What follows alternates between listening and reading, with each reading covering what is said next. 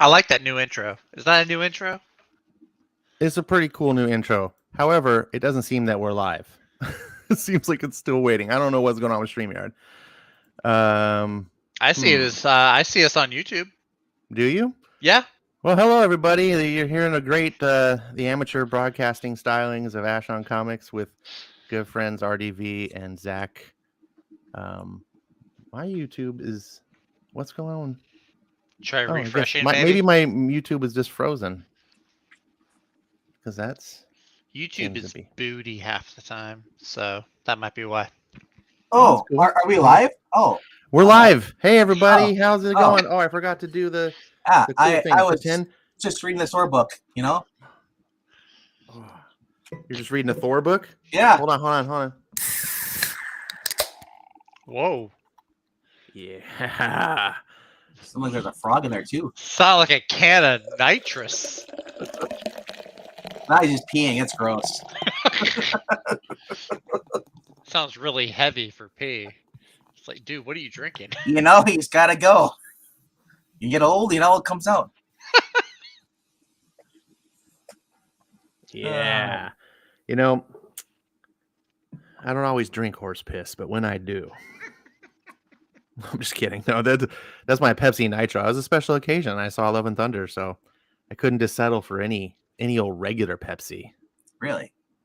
Dang it, I should have got my High Life out of the fridge. I respect that. And then we're drinking tonight.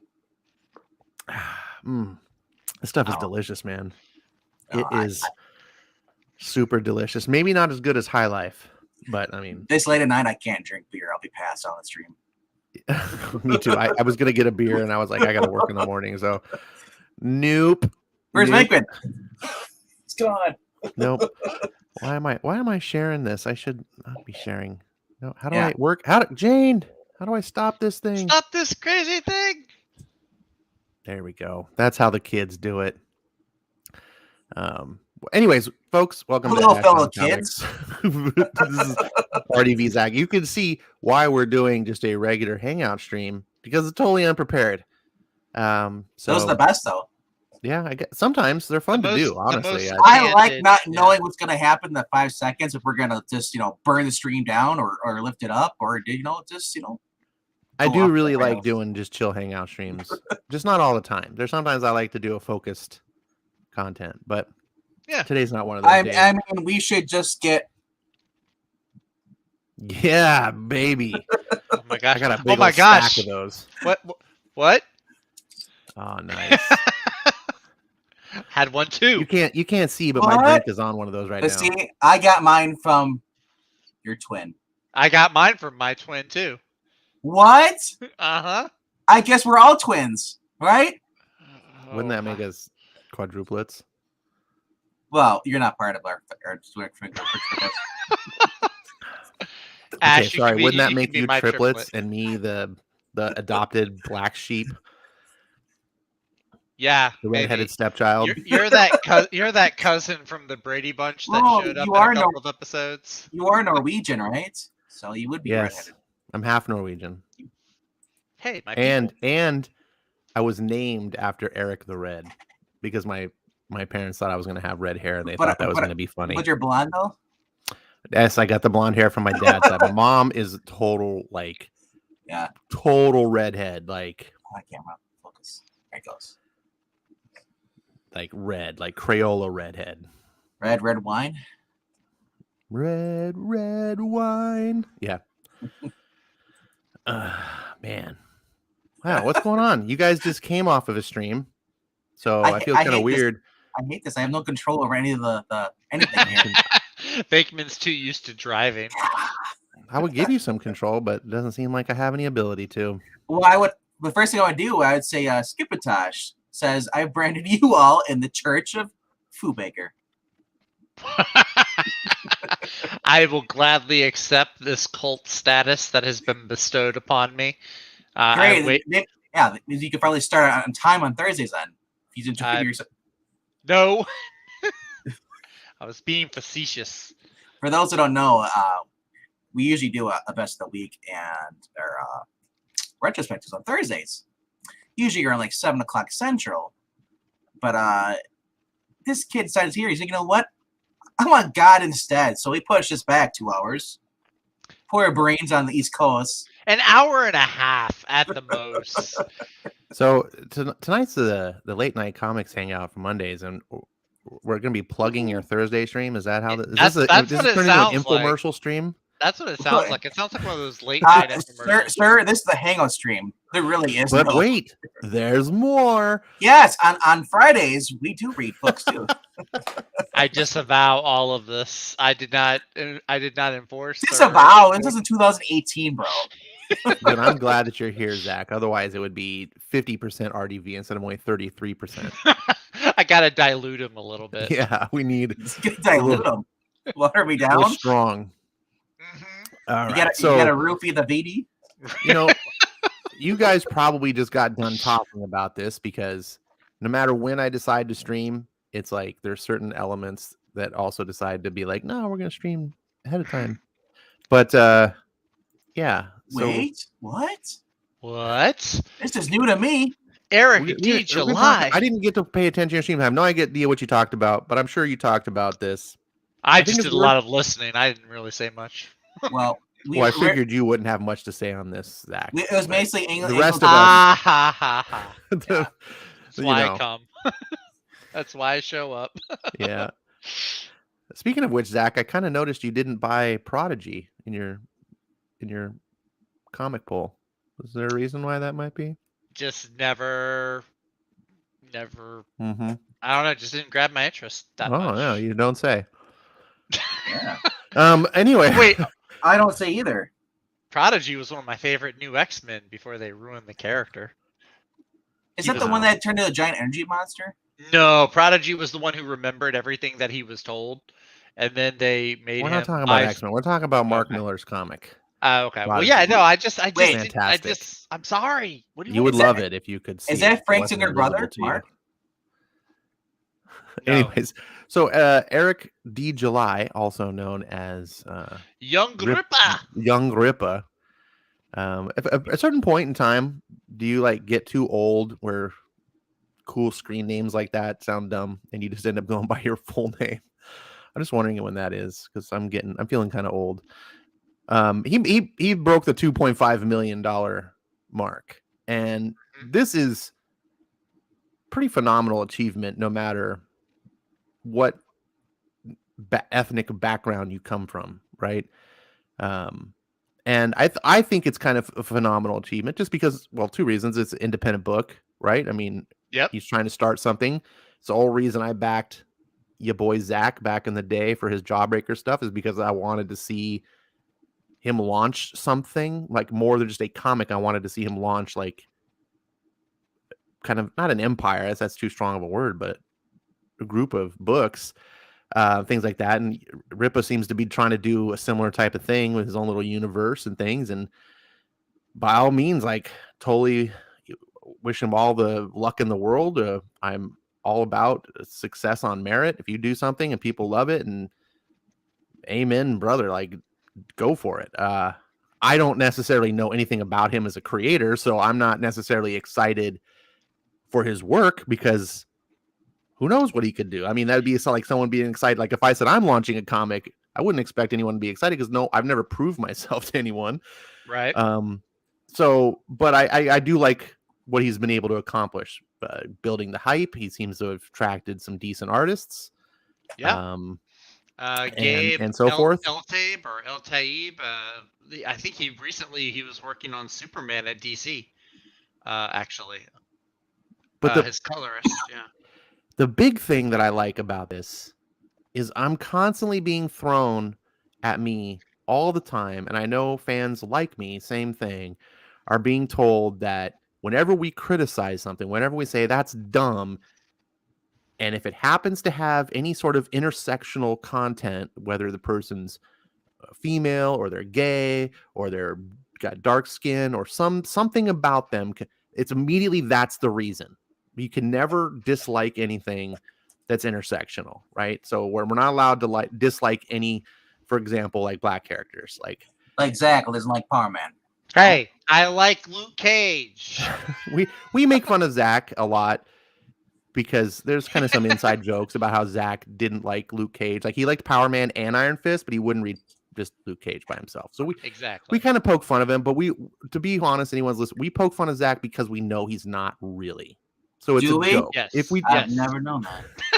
If we really thought Zach was racist, we wouldn't be even with us, much less.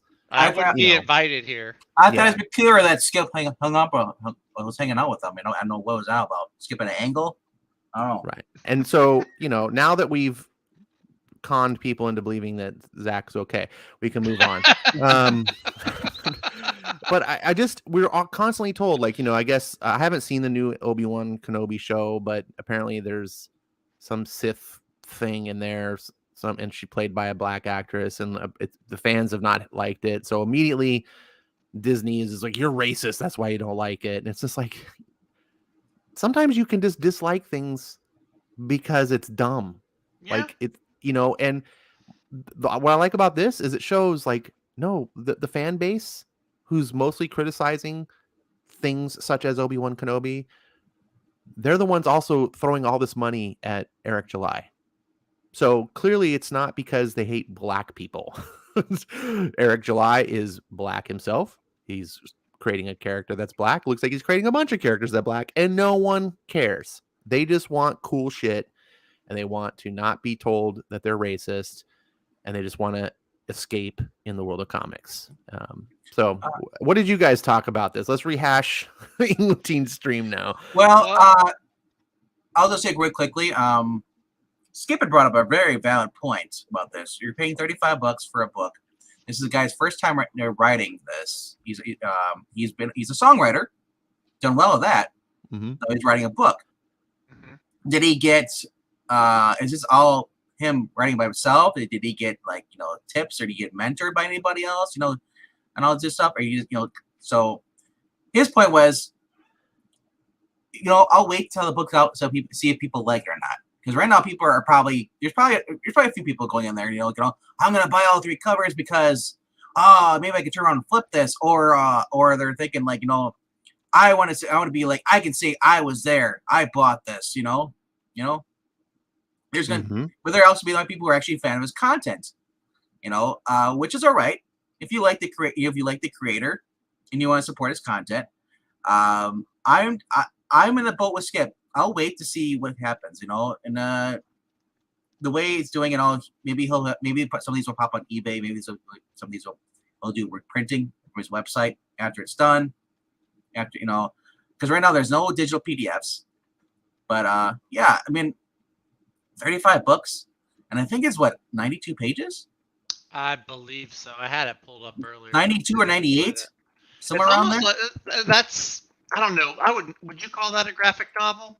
Yeah, almost. Yeah, I would say. Yeah, I mean, it's a small graphic novels. Prestige.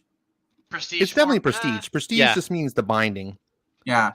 And prestige is usually at least 48 pages because it's very hard to do a stapleless binding without enough pages. Which, ironically, I'm not going to get into Cyberfrog about that. But, normally they're about 48 pages. A graphic novel is at least, it should be 4 comics worth of content. There's really no cut and dry. People argue about it, but it's just like a real book. If you go to Barnes and Noble and you go buy a novel that's like 100 pages, I guess you could call it that. Some people call it a novella. But then you can go buy other ones that are like 1,200 pages. So Skip is also pointing out the things I noticed on the cover right away. Where the first thing I noticed looking at this, Frost is really done close to his crotch. It's a belt buckle. Is it a belt buckle? Okay. I'm pretty sure it's a belt buckle. Well, I mean, but I'm just saying location where it is there. Or it's where a belt buckle would be, rather. And then the other thing is the T-Rex arms, which I cannot unsee now. Thanks, Skip. The arms, I always thought it was a perspective. But then again, that's just me. So, like I said, $35 is really steep for me to buy something I've never bought for, So I'll wait to the reviews. Yeah. Like, I mean, I'll go and buy like every time like Iconic Comics when they put out a book and it's like if it's $30 for a bundle, I'll get it. But that's because I have an attachment to the characters in the universe. This is like Vinkman saying, it's brand new. But you are getting a lot of pages now. The good, you're taking a gamble here. You could pay $35. It's a great deal. And then it'd be this 98 pages of just, okay, yeah, I probably shouldn't have spent this much on this book. Or you might enjoy it and be excited for the second issue. So that's the gamble you're taking with it. But me, $35, that's a steep for someone I don't watch his channel. I've never read anything. It's his first thing in writing.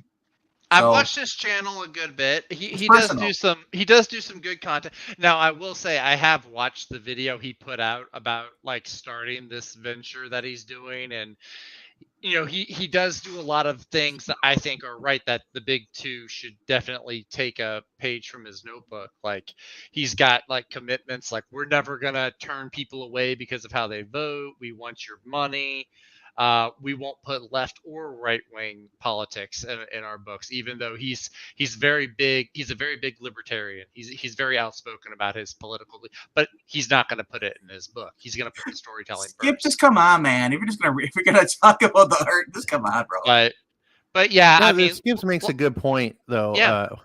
If you're paying $35, I want elbows on my human characters. I don't They know. still have arms attached. I'm a little bit forgiving about this because I grew up in the 90s. It is very comics. 90s looking. It's very 90s comic. I think the artist was trying to get the perspective, like that his arms are actually going backwards. Yeah, and that's what I got. Shorter. That's what I got from it. Yeah. He just didn't.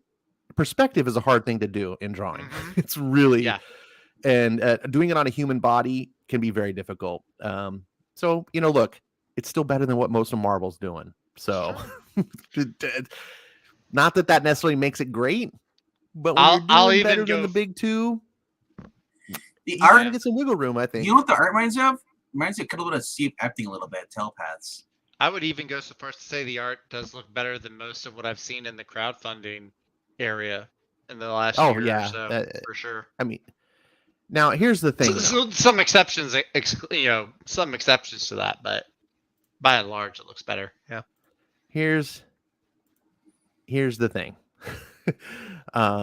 Where is it? Please have a picture of Ben Grimm. I'm looking. Why is my wait? You want to see his thing? No, not his thing. The thing. I will also accept John Carpenter. You want to see Wood and the thing? No. Why? My stupid. This StreamYard is supposed to share better than it does. Click share, and then you click. You try to do a video or the screen? Oh, it only does tabs within. Oh, just you know what? Whatever. I'm just going to share the window for now. So Dang. This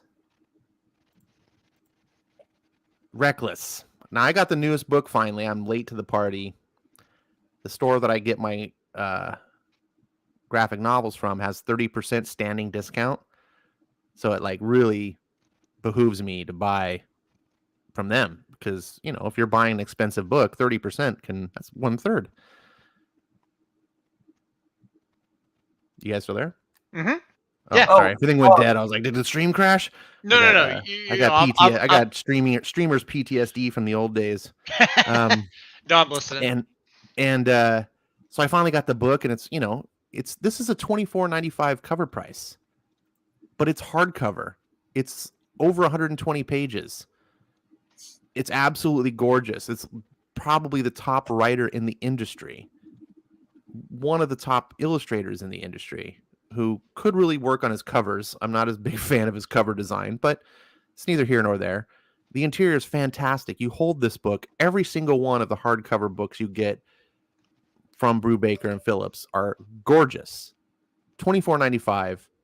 That's considerably bigger than this untested book that we're getting potentially from Ripa. Mm-hmm. I paid $17 or $18 after tax. It was 18 something. And it's in my hands. Like I went to this, boom, there it is. It'll be here in 6 months or however long it takes. I think I don't necessarily his out in August. I don't necessarily printed. Mind. Like I'm not trying to get down on like, late books, and it's not that. It's just really about the instant gratification. If I can get it now and not have to wait, that's a bonus. Oh yeah, absolutely. And I got on Twitter. Shamefully, I should stay away from. What is Twitter? Yeah. And someone was arguing with me that Brubaker can sell his books for that because he sells them in stores, so he can get away with selling them cheaper. And I was like, doing the Picard face palm, I was like, are you kidding me? you don't understand how like retail works. What really bothers me about these $35 books is that it's the consumer going straight to the producer. They're selling a book straight from crowdfunding. Now Ripa, he's got from what I'm seeing, correct me if I'm wrong by the way, he's not even using like Kickstarter or Indiegogo. He just made he's got his own setup. He bought his own warehouse. The book is already, from what I understand, the book has already been done. Like all the art is right, done. But he's not going through an established person like Kickstarter or Indiegogo. He's got his own website. He's got his own website. It's run like a crowdfund, but it's not a crowdfund. And I think that means Kickstarter or Indiegogo aren't taking their cut. Yep. Right? It's all the money is going straight to Eric. Now, bravo to him. I'm not trying to say like, screw you, Eric, I'm jealous. Like, dude, props to you. You're going to be a millionaire. Hope the book's awesome and your fans are happy. That's clearly. But I'm also a consumer, and I'm speaking as just a critical of what I as a consumer want. And I understand that my wants don't equal Eric's wants. And so usually there's like a happy medium. Like I'll give you something, you give me some money. Like, okay, hey, it's fair exchange. So the thing is, if I'm giving you $35, that's not being filtered through middlemen, right? So if you sell a book for $25, that means probably you sold it to the distributor for $5. The distributor took their cut, which is usually, it's complicated, but let's just, for simple numbers, use the 50% rule. They double it, right? So, okay, that $5 book, they turn around and sell it to 10 to the retailer. The retailer then pays $10 for the book. They turn around and sell it for 20, right? So everyone gets 50% of the cut constantly. And so whenever you see a product like that, and it's not an exact science, but oftentimes, especially at this lower price point, when I say lower price point, I'm talking about products that are like less than $50 or less. It usually goes somewhere like that. So you can usually say that the original producer got about a quarter of the value. Eric's has any cuts. Right. Let's erase the shipping. It's just $25. All the shipping. It's not going to cost him $10 to ship, but just like that's 25 straight dollars. He's making 5 times the money that Brubaker is. So when people came in telling me like, and again, these are just estimate numbers. I don't have the real numbers. I'm conceding that. So I can't say for sure it's exactly 5 times, but just in a reasonable discussion, you can say he could possibly be making 5 times the money as Brubaker and Phillips per issue. That's considerable. He doesn't need to do that. Now, I understand if you're only going to sell 500 books on Indiegogo because no one knows who you are, right? And you're not going to have the volume. So a $25 book makes sense because you can't afford. You just to get everything done. You have to make your margins. But when you're selling $2.5 million worth of books, is it still like? And I'm wondering, people tell me like, oh, it's gonna create like an empire and all this stuff. And I got an argument with Aaron Sparrow. You guys know who he is? I think I've heard his name before. Is that the DuckTales guy? Yeah. He's been on Thinking Critical a lot. He's a part-time editor. Part-time, he works in comic shops, so he knows what he's talking about. He's a knowledgeable guy. That might be where I've heard his name before. I might have seen him. I got an argument with him on Twitter because he was like, "Oh man," like he was just drinking the Eric July Kool-Aid, and I was like, "Come on, Eric, or Aaron, you know better. You know this isn't. We've seen this so many times before." I'm like, if Todd McFarlane can't turn the comics into an empire, you really think Young Ripa's gonna? Like, I get there's a lot of excitement, and I'm applauding him, dude.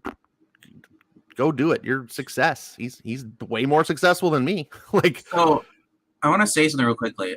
Yeah. Go for it. The Ripaverse. It feels like a 90s image.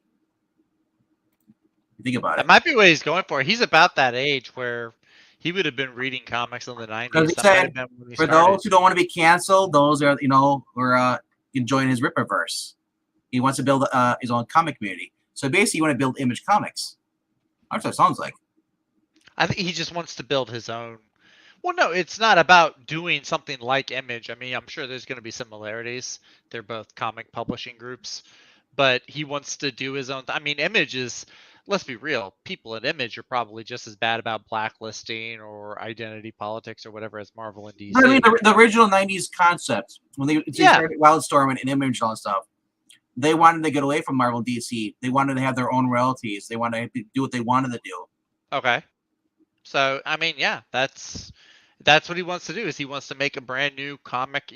But from what I understand, all of his books are going to be interconnected. Like it's all going to be like the Rippaverse, right? Image has like a bunch of different titles across a bunch of different, I guess, universes. I'm so over universes, but yeah, no. I'm excited. He's got big aspirations for sure. He wants this thing to go the distance. So like you, Ash, I mean, I applaud him. I didn't get, if I could justify spending $30 on a new book, I would, but you know, like Venkman said, I don't know what his talent is as a writer. I know he's been in a band, he's written songs, but I don't know how much that carries over. So, you know, I'll wait and see if it turns out, if I hear enough reviewers that aren't just shilling, you know, but if I hear enough reviewers say that it's actually a good book, then yeah, I'll probably jump in on it and start picking them up. The other thing too is he's had a YouTube audience for a long time. Like he's had he's got a massive following, and so I'm sure he's got a lot of viewers or a lot of customers for this that maybe never read comics, but they're getting it because they like his YouTube content. And that very could be. I don't want to make it clear. I'm not trying to smear anyone that wants to buy this comic or did buy the book. Not. Yeah, absolutely not. By all means, more power to you. Yeah. I'm only just trying to be critical as a consumer, like what appeals to me and what doesn't. Now, I backed the original Jawbreakers for $25 plus whatever, precisely for the same reason I think a lot of people are backing Rippa now. And so I'm not trying to say there's not a good reason. Maybe you believe in like what Rippa's all about. You're a libertarian guy. You've been following, because I do. I followed his channel for many years too. Yeah. I'm a libertarian. Funny enough, most of the content I watch from him is not comic related content. It's like, I look at him as like, hey, here's a guy that I like listening to is politically, and he also happens to like some of the same like geeky stuff that I like too. So it's fun. Yeah. It's like I don't watch him all the time. Like I said, I wish him success. I just think it's silly when it's more like when the fans come in and try to tell me like, oh, this is going to be great. Look, we're going to crush it. And it's like, dude, you're not. We've seen this so many times before. I was about to say, yeah, we've seen. I mean, we saw this happen with the early Comicsgate thing. It's like everyone, oh yeah, it's gonna change. And look, yeah, you made some you turned some heads, maybe not in a very positive way, I think, for the most part. But I mean, I'm on the wait and see side. I'm positively, cautiously optimistic, is what I am. I guess I would say. Yeah, no, and I want it to be good. I just think $35 comics is silly. Like 35 is a lot, but it's I compare it to like exotic sports cars, right? Mm-hmm. I think $500,000 for a car or more is silly, but clearly there's a market for it, right? Yeah, there's exactly. People who do buy them. And it's just like, because we know there's other people out there like Iconic Comics. They put out graphic novel size books, but they charge like almost a third of the price for it. Like you can get it for like $10-15. And they're not as big. Maybe they have some different logistics that go on behind the scenes, but it just seems like $30. Yeah, it just seems like a lot. Here's what I like about Iconic Comics for the most part. And unfortunately, I can't say 100% because not all their books are available in stores, but many of their books are, especially the Tim Lim ones. Mm-hmm. And so it's funny, like one of my biggest pulls on my last pull was the new Black Ops book, which I wasn't even aware was coming out. And there was one on the shelf, and I was just perusing the shelf, which I don't always do because I have a pull list, but when sometimes I trust it too heavily. So, but and fortunately it was like way up high on the shelf, like where like things get lower. I looked at the book. I'm like, what is this? And there was one left. So I just grabbed it. Do you mean where vertically challenged? People can't grab it? It was $6 or $7.99. I can't remember the exact price, but cheaper than, I mean, they're selling them on Iconic. Now, again, with Iconic, you got shipping and all that. Sometimes they're hardcovers and there's different things involved. Yeah. But I'm all for that. I'm all for kind of like, here's the shop edition. and here's the nice premium edition for people that want to pay more, right? It's kind of like with DVDs. You can just buy the normal, here's the normal no frills DVD, or you can buy the super deluxe metal box set edition with, whatever. If you give people options, I think that's really cool. And I would love to see Ripa turn this into a situation where his books are in stores. Skip's saying is now it's being supported based on the creator's public persona and proposed principles, but not really the strength of the product itself, which can be a problem because if it sucks, how fast will they turn on them, or will they still buy it? The next one. That's true. I mean, I saw that happen with a lot of like I said, the early CG crowd. Because I backed a bunch of books. I backed some of your boy Zach's books. I got the Jawbreakers 1 and 2. I thought 1 was a decent enough book. 2 really lost me. Some other books, some were good, and some I just thought were not great. To be fair, you remember back in the 80s and 90s, there were non-woke books back from Marvel and DC, and they just fell flat.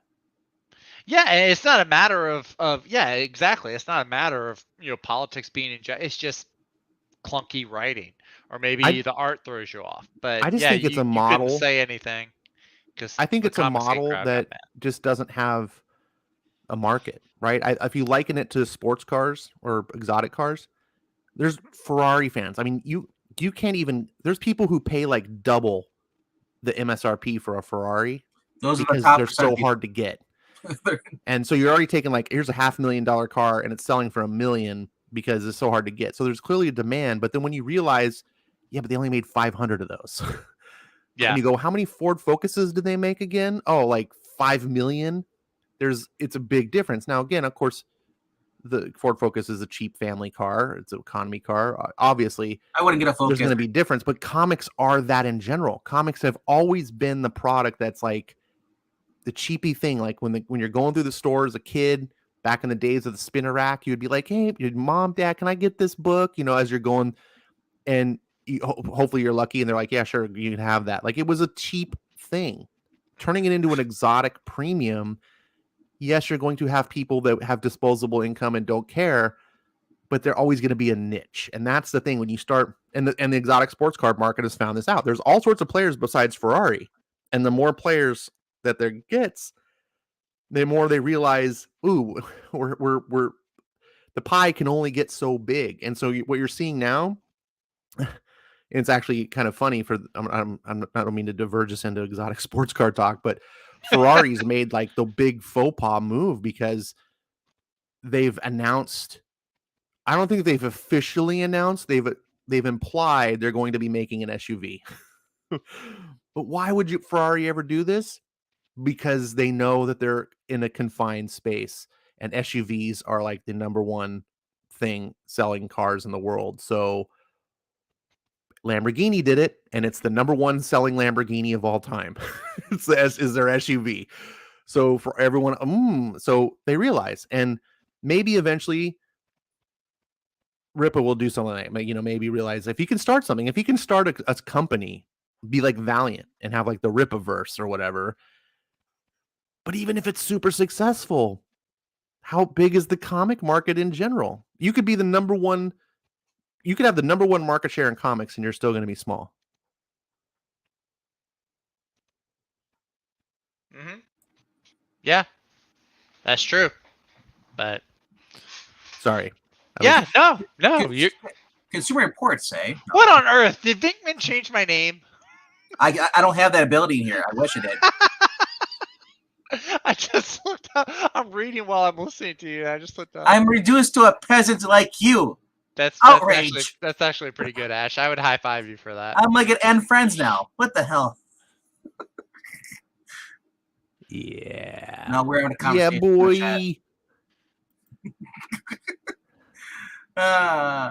Like I said, hopefully this guy works out well for him. And as Ed Brewer said, like, if it sucks, he got paid up front. And that's true. He got all the money. He didn't get it. None of the money went to like YouTube takes money for live or super chats.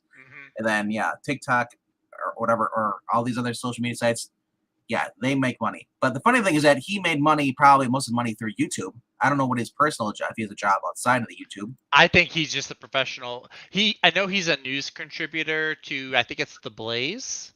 But yeah, I think YouTube might be his Now, professional. I'm just trying to think of now other big YouTubers if they put out books, would they be as popular as this? Oh, I guarantee. Listen, I was laughing to myself about this earlier. I think EVS is gonna be like he may be praising him now. I don't know if he is or not. I don't He follow him. backstabbed me. I imagine that when people start getting Young Ripa's books and they're still waiting on Cyberfrog 2 for like how many for like what the 4th year now or the 3rd year, whatever it is. No, I imagine my- he's gonna start getting a now little this salty. is my thing now.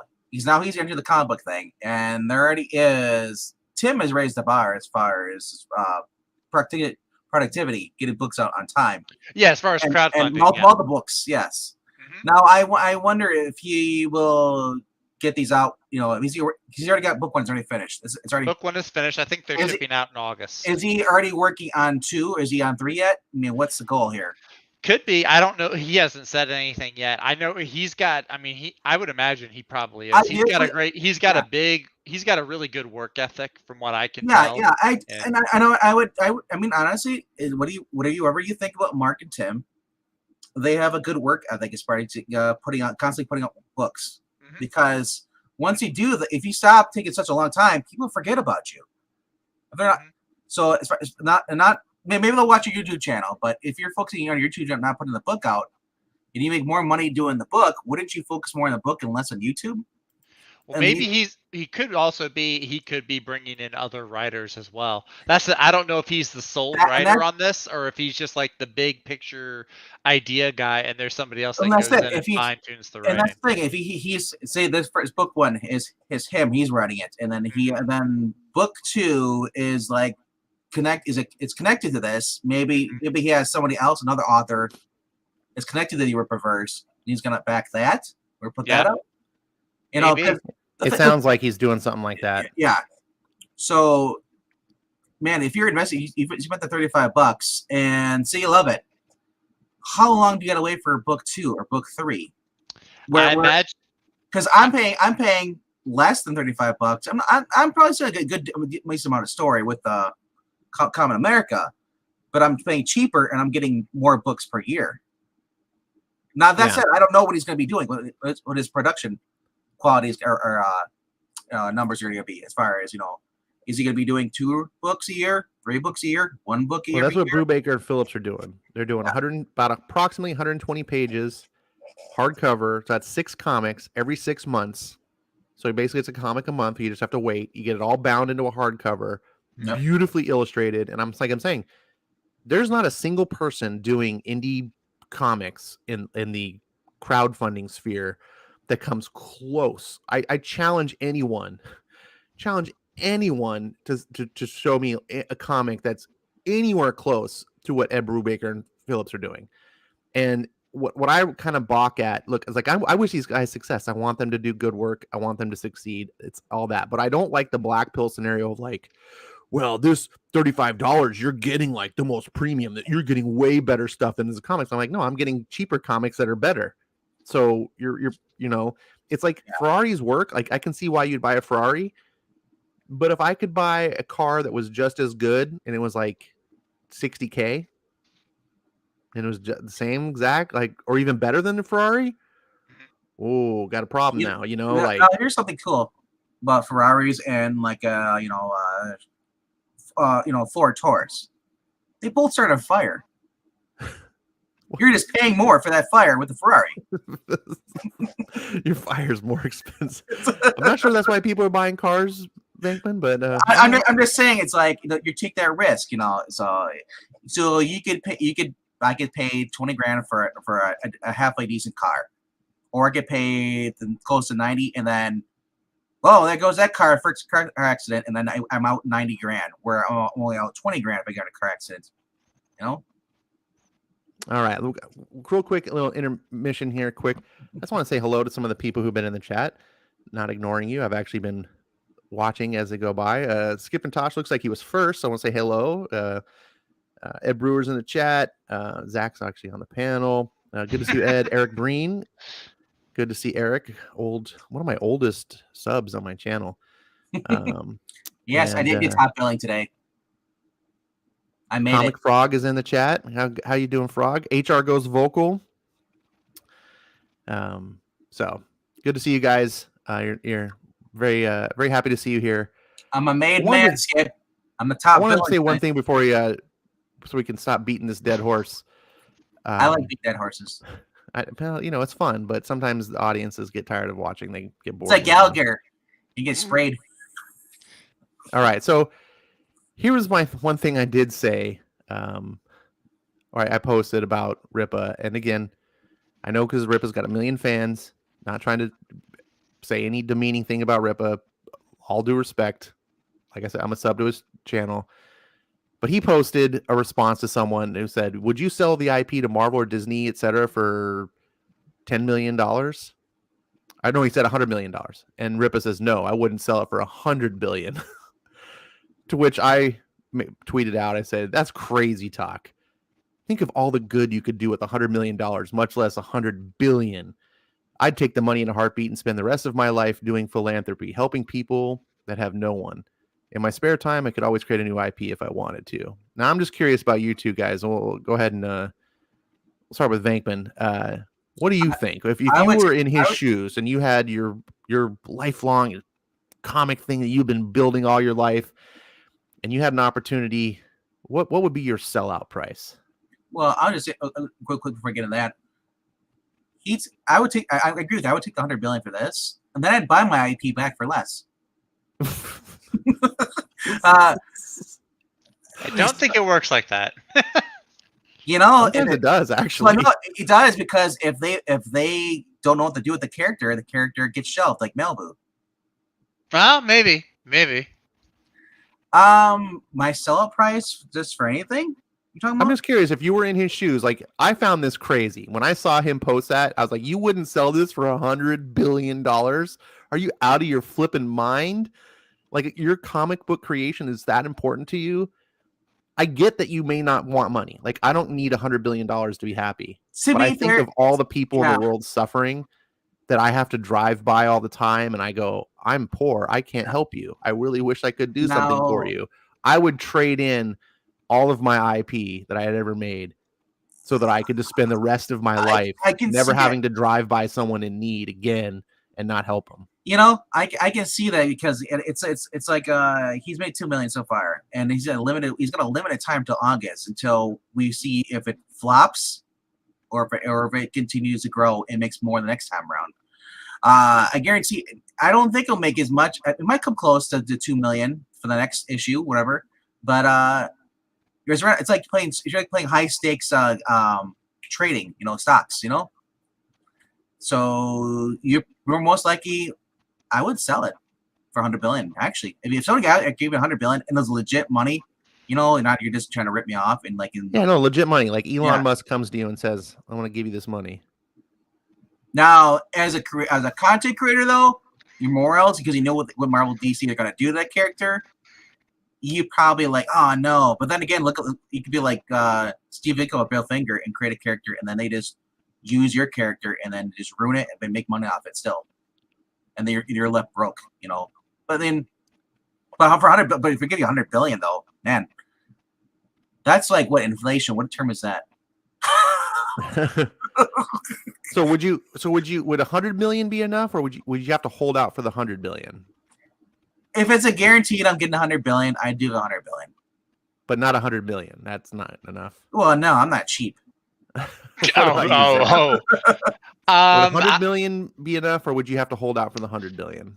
I honestly, I gotta say, I don't know if I would sell it for either. Like, I have like, obviously I'm not at the point where I'm about to make a comic book, but I have like original characters that I've kind of created and drawn and are filling my sketchbooks, and I honestly, I gotta say, if I sold it to Disney knowing how they treat these IPs that they buy, I don't know if you could do a lot of good with it, but then every time they created some new movie or show and it just bastardizes that character that you created, like, I just don't know if I'd be able to go through with that. Now, but think about this. What you could do though, what neither of us are bringing up is what if, because he's not giving up his job as a professional content creator, what if he just took all of this $2 million that he made, and obviously he's got overhead and things like that, but what if he does a lot of good with just the profits he gets from this comic that he's just selling right now, just himself?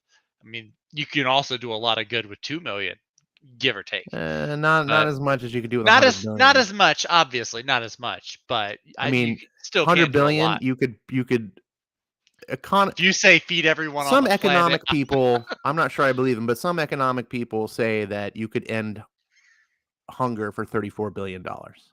yeah, well, that's what everyone was saying when Elon Musk was poised to buy Twitter. They're Now, like, I'm you not. could solve world hunger, but you chose to buy Twitter. And so I think it's more complicated than that. I do too. But my thing is this: I would sacrifice if I saw my most beloved character that I started creating characters about 8th grade. That's about when I got into collecting comics, started making my own characters and all that stuff. I have my own little thing. If I had had these characters that had been floating around in my head for nearly 40 years, whatever, and I just saw them bastard, I would take all that bastardization on screen. I would take whatever Disney decided to mess it up. It wouldn't bother me in the slightest if I could lift one person out of darkness, much less like hundreds of people, thousands of people. Like the amount of good you could do to people's lives. I don't know. Maybe people just don't have that calling. To me, it's not about being rich. It's about, I just don't like suffering. And to me, no, it's as much as I am the fan who bitches about like, I can't believe Disney did this to my that's just a stupid fan. Like in reality, that's not important stuff. We have the luxury to bitch about characters like, oh, my Star Wars has been screwed up by Disney. Like that's a total first world problem, Yeah. To me, I see that and I go, 100 billion. Like, I sold my gold to that guy. He screwed it up. 100 billion is so much. Like third world, yeah. Yikes. It's your third world problems. I sold my gold to the neighbor. The neighbor, he did not feed it. He screwed my goat. Ed Brewer says, on an unproven concept, I would settle for 100 million. So it's unproven concept. It's unproven, so you're gonna gamble, right? We have no idea what it's. I mean, he made $2 million up front. He could just take the money and say, "See ya." You know? Yeah. And Skip says he would sell it and just create something new. Exactly. So, yeah, that's kind of where I'm at too. I'm thinking if you're something you could do. Yeah. If you're really a creator, you can make new things. That's true. That is true. And think about this: George Lucas sold Star Wars for $4.1 billion. Yeah. I bet you all of Star Wars, including ILM, and all of Lucasfilm for 4.1. Mm-hmm. And Rip is like, I wouldn't sell this for $100 billion. So what if James Cameron? What if James Cameron sold Avatar?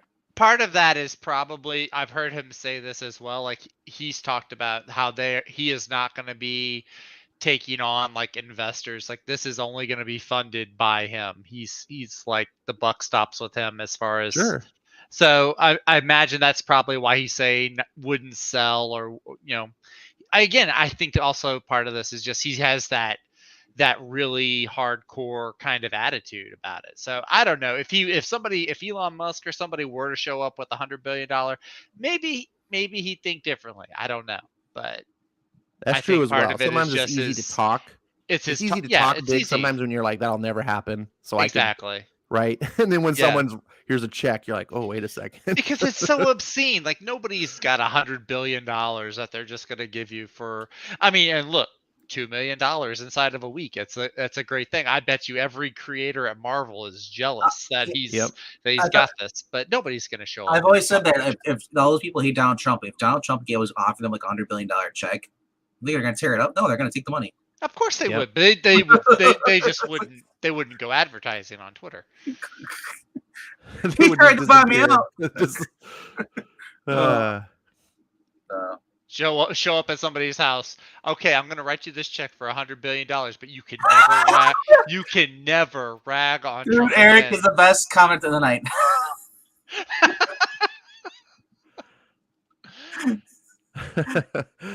That's funny, Eric. I like it. Eric says I'd sell out, blow it on babes and booze, and pay someone to go to rehab for me. I was like, if you win the lottery, I think what radio station was on? but the one by me, they're saying like, if you won $1 million to do, what would you do? Spend on hookers and cocaine. It's like, those are the best like interviews when you see people to, like just give the most weirdest like responses on camera. I think if I did get, I mean, obviously I would probably spend the majority of it doing things for other people. Yeah, I but think so. I would definitely take at least a million or two aside and go get myself like The I'd buy minute- a house. Yeah, the minute he The sells new out, cars. his channel's gone. Nah. Well, No. if someone offers you that, Oh, maybe. and it's 100 billion, you don't care about your channel anymore. Yeah. But I think what got it Skip is made. saying is very true. He has to maintain that idea that he would never sell out because it's part of his brand. Right? It That is. He's Yeah. So he can't even give the appearance that he might potentially. Because fans want to hear that. I think Skip nailed it right there. Yeah, and for a Dark Knight reference. You see a stack of money, you're gonna take it. All right, so let's get into. I saw a movie. We've gathered here. I saw a movie. Silly Departed. And I'm actually curious. I have not been led to believe. I don't know your thoughts on this one way or the other. I don't know. Nobody knows my thoughts. Maybe that's a good thing. I only know on this. A little movie. Can I predict real quickly what your thoughts on this are, me? Yeah, you enjoyed it. You think I enjoyed it? I think it's the other way around. I think the main thing he's gonna say is just too much unrestrained Taika Waititi-ness. Let's see what the audience has to say too, guys. If you want to join in, how well do you know my tastes and of things? Do you think I love the movie? I liked it, but it's kind of okay. You hated Valkyrie, but you love Jane. Thought it was just kind of meh, but not terrible. Or holy fuck balls, what did I just watch? Those are the four choices: A, B, C, or D. The reason I think that you didn't like it as much, because I know you said you're a big Taika Waititi fan, but the reason I think maybe you didn't like it is my wife is also a big Taika Waititi fan, but even she did not care for this movie. There were parts of it that she did like, but then she said it was not one of her favorite films. Ironically, I actually ended up enjoying it a lot more than I thought I would. So I think the movie loved Ash. It loves you, Ash. It wants you to be. I mean, someone's gotta love me. It's very rare. I'm very curious if people think so. Ed thinks that I gave it a 7.5, and Skip's close. Oh, that's no one's following my multiple choice question. Type it up on the screen so we can see what it. So I forgot which choices were. Oh, so type 1 if you think he loved the movie, type 2 if you think he liked the movie, and type 3 if you think Ash thinks it's a god awful film. No, 3 is meh, but it wasn't terrible. Oh, 3 and is 4 meh, is holy F balls. What did I just watch? I like how you censored yourself on the second try. You only get so many F bombs, Zach. You gotta learn this. Oh, okay. Right. So you got Comic Frog thinks I loved it, and Skip thinks it's like, it's okay. Breen puts his own answer. I don't even want to know. Just makes his own answers. 2.5. 5. Well, what would 5 be? Burn the studio 5? or No, something? 5 would be me. Didn't even watch it. Oh wow. Yeah, I'm 5 is actually like really an Antifa surprised. riot. Yeah, right. Burn the theater. Don't burn theaters, kids. Okay, so while we're waiting for some of the polls to come in, what did you think about it, Zach? Like I said, so first of all, I went in with kind of low expectations. I was actually talking with my wife about it last night. We were just going over our thoughts on it, and I went in with like very low expectations. I don't have very much enthusiasm towards Marvel movies these days, with a few exceptions. Thor was one. that I was just kind of, it looked like they were going to take a lot from Jason Aaron's run, and I'm not a huge Jason Aaron fan. So I was like, and I honestly was not even going to go see it. But then my mother-in-law surprised us with tickets for a family outing. I was like, oh, hey, that's cool. I'm not paying for it. Okay, sure. Um, and yeah, no, I enjoyed it more than I thought I would, just going in having a low expectation of it. There were, of course, parts that were just kind of, kind of had to roll my eyes. Oh, of course they would do this, or of course they're still, intent on calling Valkyrie King, and even though King is the male term, Queen is the female term. But overall, no, like I Are said, you I trying to liked it. suggest that Valkyrie is a woman? Valkyrie is a woman. Biologically speaking, she She's is a the woman. woman What king. is a woman? She's the woman king, right? She's the woman king, or as we who studied proper English call it, a queen. Uh, is the shorthand for female king. Queen Slay. But no, there were some good parts. It's not like top tier, like it's not Winter Soldier or No Way Home, but it's not Captain Marvel or Thor: The Dark World, which I actually want to go back and rewatch. So You maybe should. I think that's one of the most maligned Marvel films. I do. Ever since I haven't seen it, It's and not great. I'm not trying to tell people it's great, but right after Endgame, because Endgame made a big deal out of it. They almost like rewarded people for watching Dark World. But ever since Endgame, I've been wanting to go back and rewatch it, and I haven't gotten around to it.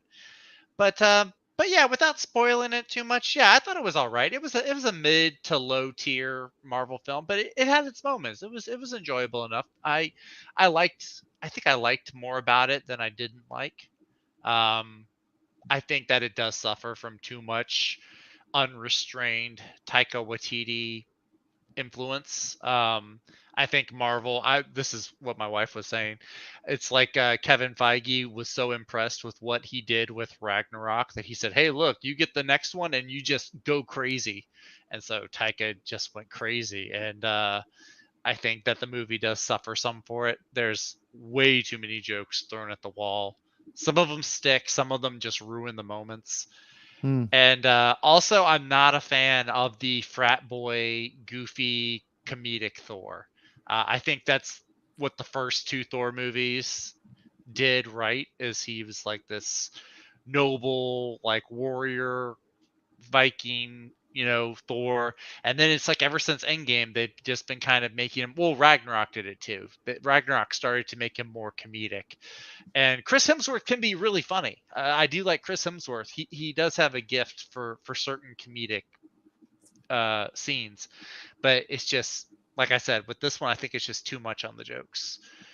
But yeah, I could go further, but I don't want to risk spoiling it. I don't know if anybody here cares. If you're going to go into spoilers, then I'll jump. we'll probably go into some spoilers potentially here. But well, I'll jump into that pool once the lifeguard clears. Alrighty. Well, I think where I fall on this is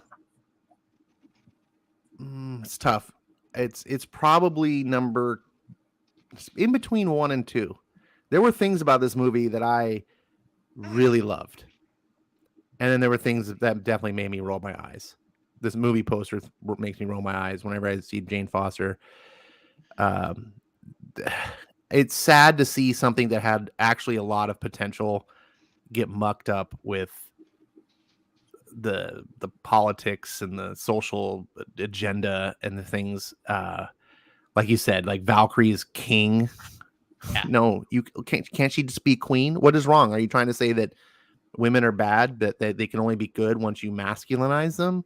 That's that is something I got from drives me bananas. Now, I am on the record. I hate Jane Foster in the comics. I think she's one of my worst, most hated characters as far as the Thor Jane Foster, not the old school love interest nurse Jane Foster, but I am Thor Jane Foster. And in the movie, it's way better. She is done way more tolerable.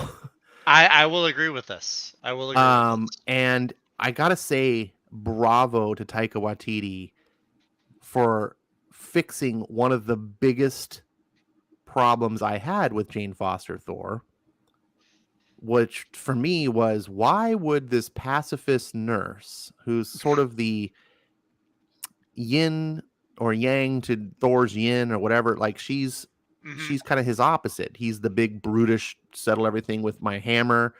She's the I don't fight, I save lives pacifist.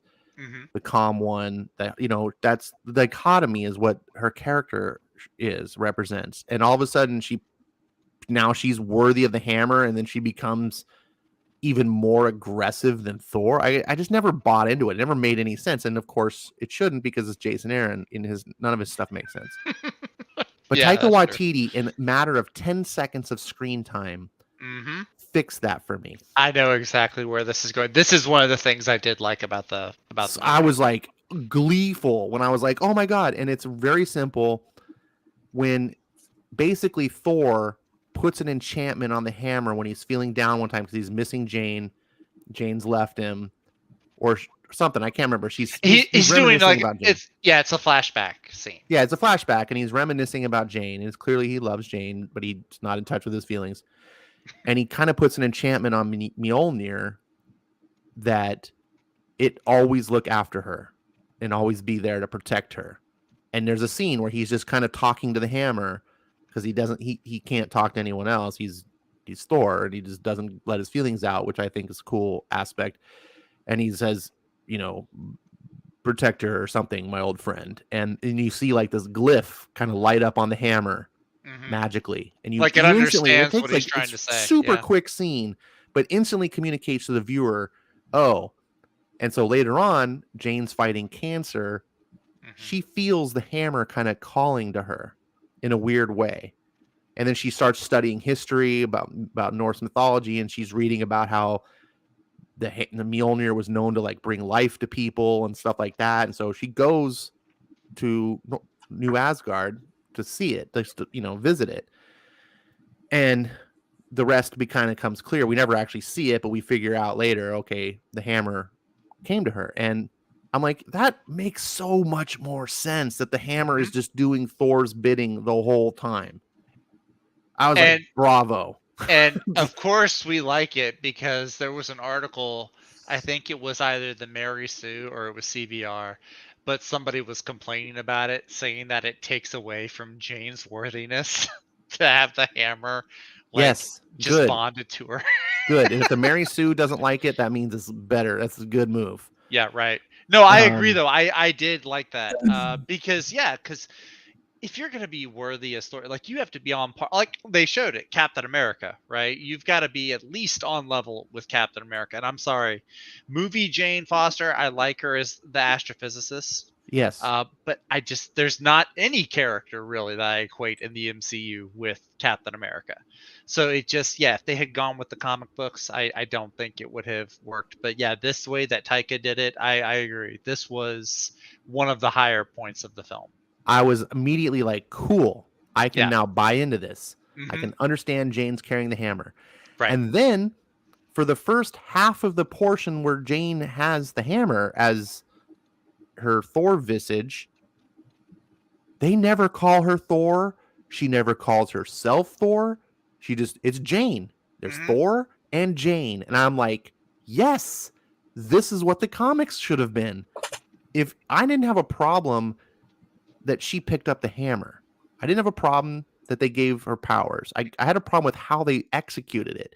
Taika Waititi obviously saw a way that this makes more sense rather than she's some warrior worthy of the hammer, but that Thor loves her and then that love carries through the hammer to her. That made more sense. And then when she gets it, she's just, I'm Jane. And then for some reason, I don't know if like Taika got notes from Disney. Kevin Feige calls and says, yo, all of a sudden they like make a big deal. And it was like a record scratch moment where she's like, they're like, she's the new Thor and something, or she's Valkyrie calls her a Thor. There's like a comment they're having was like, why not? She's a Thor. And it's like, a Thor? You just told Thor himself that his name is a some sort of mantle, like Right. he's just like it doesn't even make sense. And then after that, she's calling herself Thor, and she has this in the big climactic scene. When they're fighting the baddie, she has a moment where she's trying to say her catchphrase or whatever, and I guess the bad guy calls her Jane or something, or what does he Lady say Thor. to me? Lady Thor. Lady Thor. That's right. He calls her Lady Thor. Because, I mean, it's so obviously a call out to anyone that was against it when Marvel did it in the comics. It's not even. It's not even imaginative. It was so glaringly like, you trigger. She gets triggered by being called Lady Thor. I was like, come on. Now I will say on top of that, she does make a point. It's like if you can't call me Thor, then she does say call her by her name, which was Dr. Jane Foster. So I was like, okay, that's okay. It's not as egregious, I guess, as the whole Thor bit, but yeah. Yeah, but she's happy to be called Dr. Jane Foster. Just don't call her Lady Thor. You can call her Mighty Thor. I'm like, that's just a dumb thing to be. That's just so dumb to be triggered over. Lady Thor bad, Mighty Thor okay. I was just like, it's one of those things that's like in Avengers Endgame where they like all the girls stop and do like the power pose. The obviously scripted scene. Yeah. It was so glaringly obvious. Like, God, look, stop. They literally stop and pose. I'm like, this is one of those moments that yanked me out of the film. And that's why I can't really say that my feeling about the film is number one. But there was so many things that I did love about this film. Now, number one, anyone who hasn't seen this film yet, if you ever plan on seeing it, number one, you have to come to terms that the Thor movies under Taika Waititi have been turned into like camp action. They are campy. If you love the Ragnarok, you'll like this movie too. Yeah, pretty much. It's not Thor 1 and 2. If you like Thor 1 it's not guaranteed you'll like it. There's this. people that like Ragnarok didn't like this, but it's the feeling of Ragnarok, even turned up. Yeah. I mean, what feeling? I'm okay with that.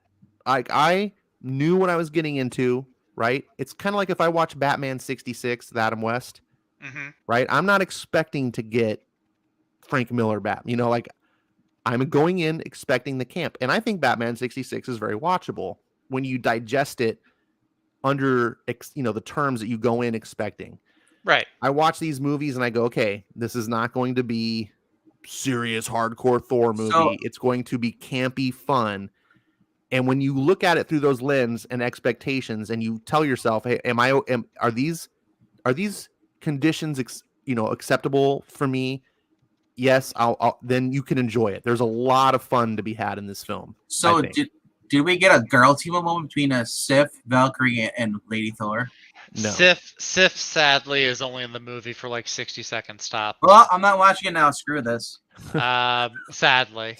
No, there is still if I was gonna see this movie, if I was gonna pay money to see this movie at all, the only reason I would have gone to see it is because he's with the Guardians of the Galaxy. It picks up right after Endgame. Sadly, the Guardians are only in it for like the first 5 minutes or so. Like it's very quick. They're fun while they're there, but it is very quick. The Guardians stuff is great. It is great. Yeah, it is. I the whole time I was like, they didn't need to bring James Gunn back. I was like, just let Taika do Guardians. They probably could have. I'm sure they probably heavily considered that option.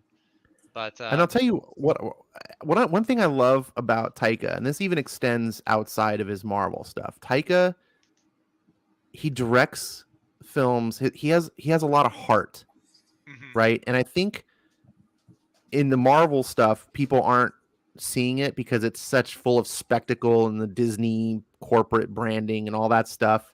Yeah. If you go back and watch some of like Taika's indie films and stuff, they're really some pretty really thoughtful, heartfelt films. They're very human. I think of Jojo Rabbit.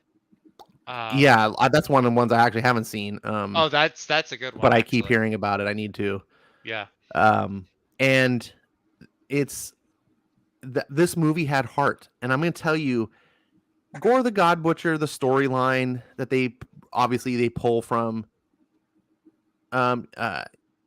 some people complained that I think actually Rhaegar, someone said that Someone there said there wasn't enough wasn't gore. enough. Yeah. And I can understand that. I think it's because they got to squeeze the Jane Foster. Whenever you put multiple stories in together, you're not Yeah. going to get enough. But I'll tell you what, the Gore the God Butcher story here was better than the comics. I liked it. I liked Gore the God Butcher here. I and sadly, because Marvel does this with most of their villains, they killed them off in the first movie. I think there could have been potential to have Gore be like a big multi-movie villain. There could have But- been, but honestly, the way they did this story here, it wasn't about defeating a big bad guy. I mean, that's kind of the plot. Like, we got to stop Gore. Yeah. But the resolution of what they do hmm is so much better, and it's so full of heart. It is. Like, yes. and the title Love and Thunder is kind of misleading. Like, when I saw, I was like, oh god, this Love and Thunder because it's Jane and Thor, and like, oh, and it has nothing to do. Love and Nothing Thunder to has do. nothing. Well, I don't want to say nothing, but mostly nothing to do. It's not. It's not what I saw coming. Yeah. Yeah. With it. Yeah. Right. And my thing, if people have been around me, like one of the things I commonly say is that love is the answer. And I love stories where love is the resolution, not like I beat your ass. Well, I thought, is that mostly a take on as far as Gore? What is it good for? Nothing at all. What is it good for? Oh my god. The resolution of defeating Gore is they, huge spoilers here. They don't beat Gore. Gore wins. And that's better than the comics because in so winning, Gore realizes that he was wrong. Because Thor gets to be a true hero and go to what's right and win through his heart rather than his hammer. Yeah. And it was kind of like a Superman moment. Like what Thor does in this movie is something that I could expect Superman to do. Very much so. Yeah, very absolutely. much like it all goes back to what Chris Pratt said to him. I'm trying to think. Love, yeah, just love is all around you. Love, Yeah, well, maybe. Maybe. Yeah, no, I'll come back to you once. Whatever he said in the trailers, he was saying the Thor, and Thor started staring at him. Love is in the eyes of the people around you, or something like that. Yes. Yeah. Dude, I love the freaking banter between Star-Lord and Thor. That was I don't know why, but Mantis was hilarious. Like she only had like 2 lines, but every minute the Guardians were on screen was fucking hilarious. Like Nebula and what was it? Groot's like eating binoculars or something at some point. Like it made me. It's like an appetizer. It's like, okay, I know Guardians 3 is coming next year, but like this just made my mouth salivate. I was giggling when Thor gives Star-Lord back his own ship. His own ship back. I give you this gift. Star-Lord's like, you're giving me my ship. My ship. May it serve you well. It's also funny, like, because they're sticking with they still have Sean Gunn, James Gunn's brother. His character is still in the movie, but he's got the Yondu fin with the arrow now. And so when they try to leave the planet, it's like he's married this native girl, and they're like, dude, you can't keep marrying girls on every planet we go to. Yeah. So it's definitely camp, and I know some people don't like that, I guess. And I can understand why, but if you can get past the stylings, there really is something good here. And they do make Jane Foster way better. There's definitely what I felt like some corporate moments. So that ties my themes. Very corporate moments. The MCU versions of these characters are better than the comic crap. As far as the girls go. Of the bad characters, yes. Of the bad, the bad characters. Kamala Khan, Miss Marvel. Now we got Jane. And Jane, here's the funny thing too. I love Bishop. is that Jane is Jane. She's not like in the comics, man. The way Jason Aaron writes her, she's a total bitch, and she's just like constantly asserting her masculinity I can and only think that dominating people. And it's just maybe like, dude, what the hell? Like here, she's a scared woman dying of cancer. She has the power of Thor Mhm. and she's willing to fight, but she's not like, and she does her things where she's trying to, talk smack or whatever. But even like her whole thing is she can't get a tagline. And then she has a moment where she's talking to Thor and she's like, yeah, I'm trying to get this tagline thing going. I can't. All I come up with is this or that. And he's just like, you'll get it. It took me like a long time. And it's just like one of those moments where like in the comics, it would have been just so like every moment would have been how like I'm better than you, Thor, and I don't need no man. And clearly this is a story where Jane does need. And the whole reason that she left Thor to begin with that we're told is because he wasn't there. Not because she didn't need him, but because she felt abandoned by him. And once Thor convinces her that, look, he's Thor. He's not in touch with his feelings. He's not a touchy feely guy. And as soon as it becomes like clear to her, like that she is the love of his life, and that's all he wants, and he will sacrifice. They connect, and there is a pretty cool little love story here. And I like that they finally make these two characters feel important, because in the first two Thor movies, one of my big problems was that Jane Foster felt shoehorned in. She felt very much like, well, every character needs a love interest, so here, like, and the character felt unimportant. so. And finally, here she feels important. My other question, and she has a story, and it has an end. Like, it's wrapped up. End with a ... So my other question is that people are saying, "Oh, she didn't work out for the movie. She looks kind of ripped in this photo." I mean, that could be I photoshopped. think That's a some promotion. CG. That's a promotional photo. Those things get touched up all the time. I mean, now in the movie, I wasn't looking for it. I mean, her arms did look. No, she's buff in the movie. When she's got the Thor costume going, she's buff. Yeah, but I definitely think it was like CG enhanced. Because she's always wearing like long sleeves when she's like in normal Jane mode. So, but yeah, I think that she probably is pretty swole. She's I also will say she got some pythons. Speaking of swole, Chris Hemsworth. God, dog, man, sorry. Dude is looking more pumped than any previous Thor movie. Like, I'm like, dude, you finally looked the part. That dude is that dude is cut. Like, well, no, the reason I bring it up because when they showed her like for like the movie premiere stuff and the red carpet stuff, she actually did her. She actually looked like she got bulked up a little bit. Yeah. Or toned.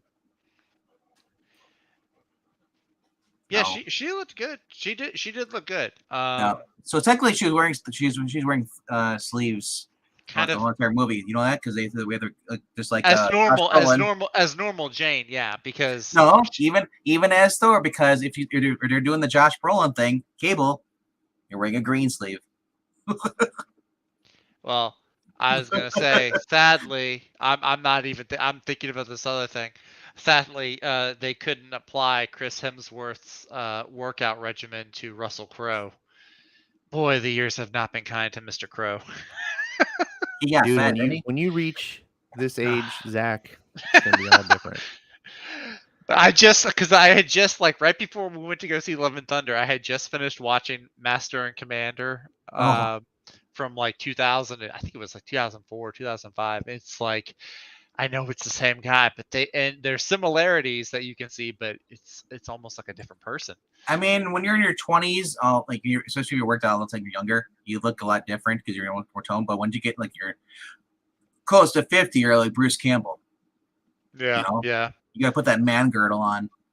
Now, I do have to ask Ash, what did you think about his accent as Zeus? I thought it was great because he had a Greek accent, which I thought really sold it. Yeah. Rhaegar says that he felt this movie was mean-spirited. I didn't find this movie was mean-spirited at all. Not actually. Right after I got out of it, I even put on Twitter, I think that this movie was unironically had some very strong pro-life and pro-faith themes to it. Yes. Very pro-life, pro-faith. Mm-hmm. Right. Okay, so I'm not crazy. Okay. No, you are not crazy. Okay. Pro-life, pro-faith. Like the ending, I actually see a lot of people potentially being upset at the end of this movie Hmm. because it is so pro-life and pro-faith. Like people just being like, "Oh, yuck. I just wanted to see him like cleave Gore's head off." Like Right. that's what they're looking for, is Thor to just brutalize people, and it's like You he need. beats them with his heart. Like Hmm. and Oh, and he and pulled a Flash on CW.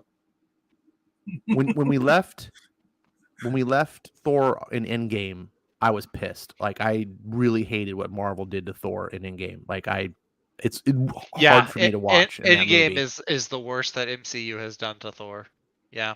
So this movie is clearly Taika working his butt off He just to set put up. Thor back in like the way we like him. Like aside from the comedy campiness, Yeah. but Thor being cool, like, and being awesome. Like Thor, in my mind, has never been more of a hero of a worthy, like the comic books, Hmm. than under Taika Waititi. When So you see him unleash the god, when he realizes he's not the god of hammers in Ragnarok, Best Thor scene, I right? When you think. see that scene, Yeah. you're like, yes, this scene just compounds on that. They're like, they Taika does a quick little montage about where he does the voiceover, and he's like the brick dude. I forget that he plays. What's that character's name? The Brocky guy. Korg. Korg. Yeah.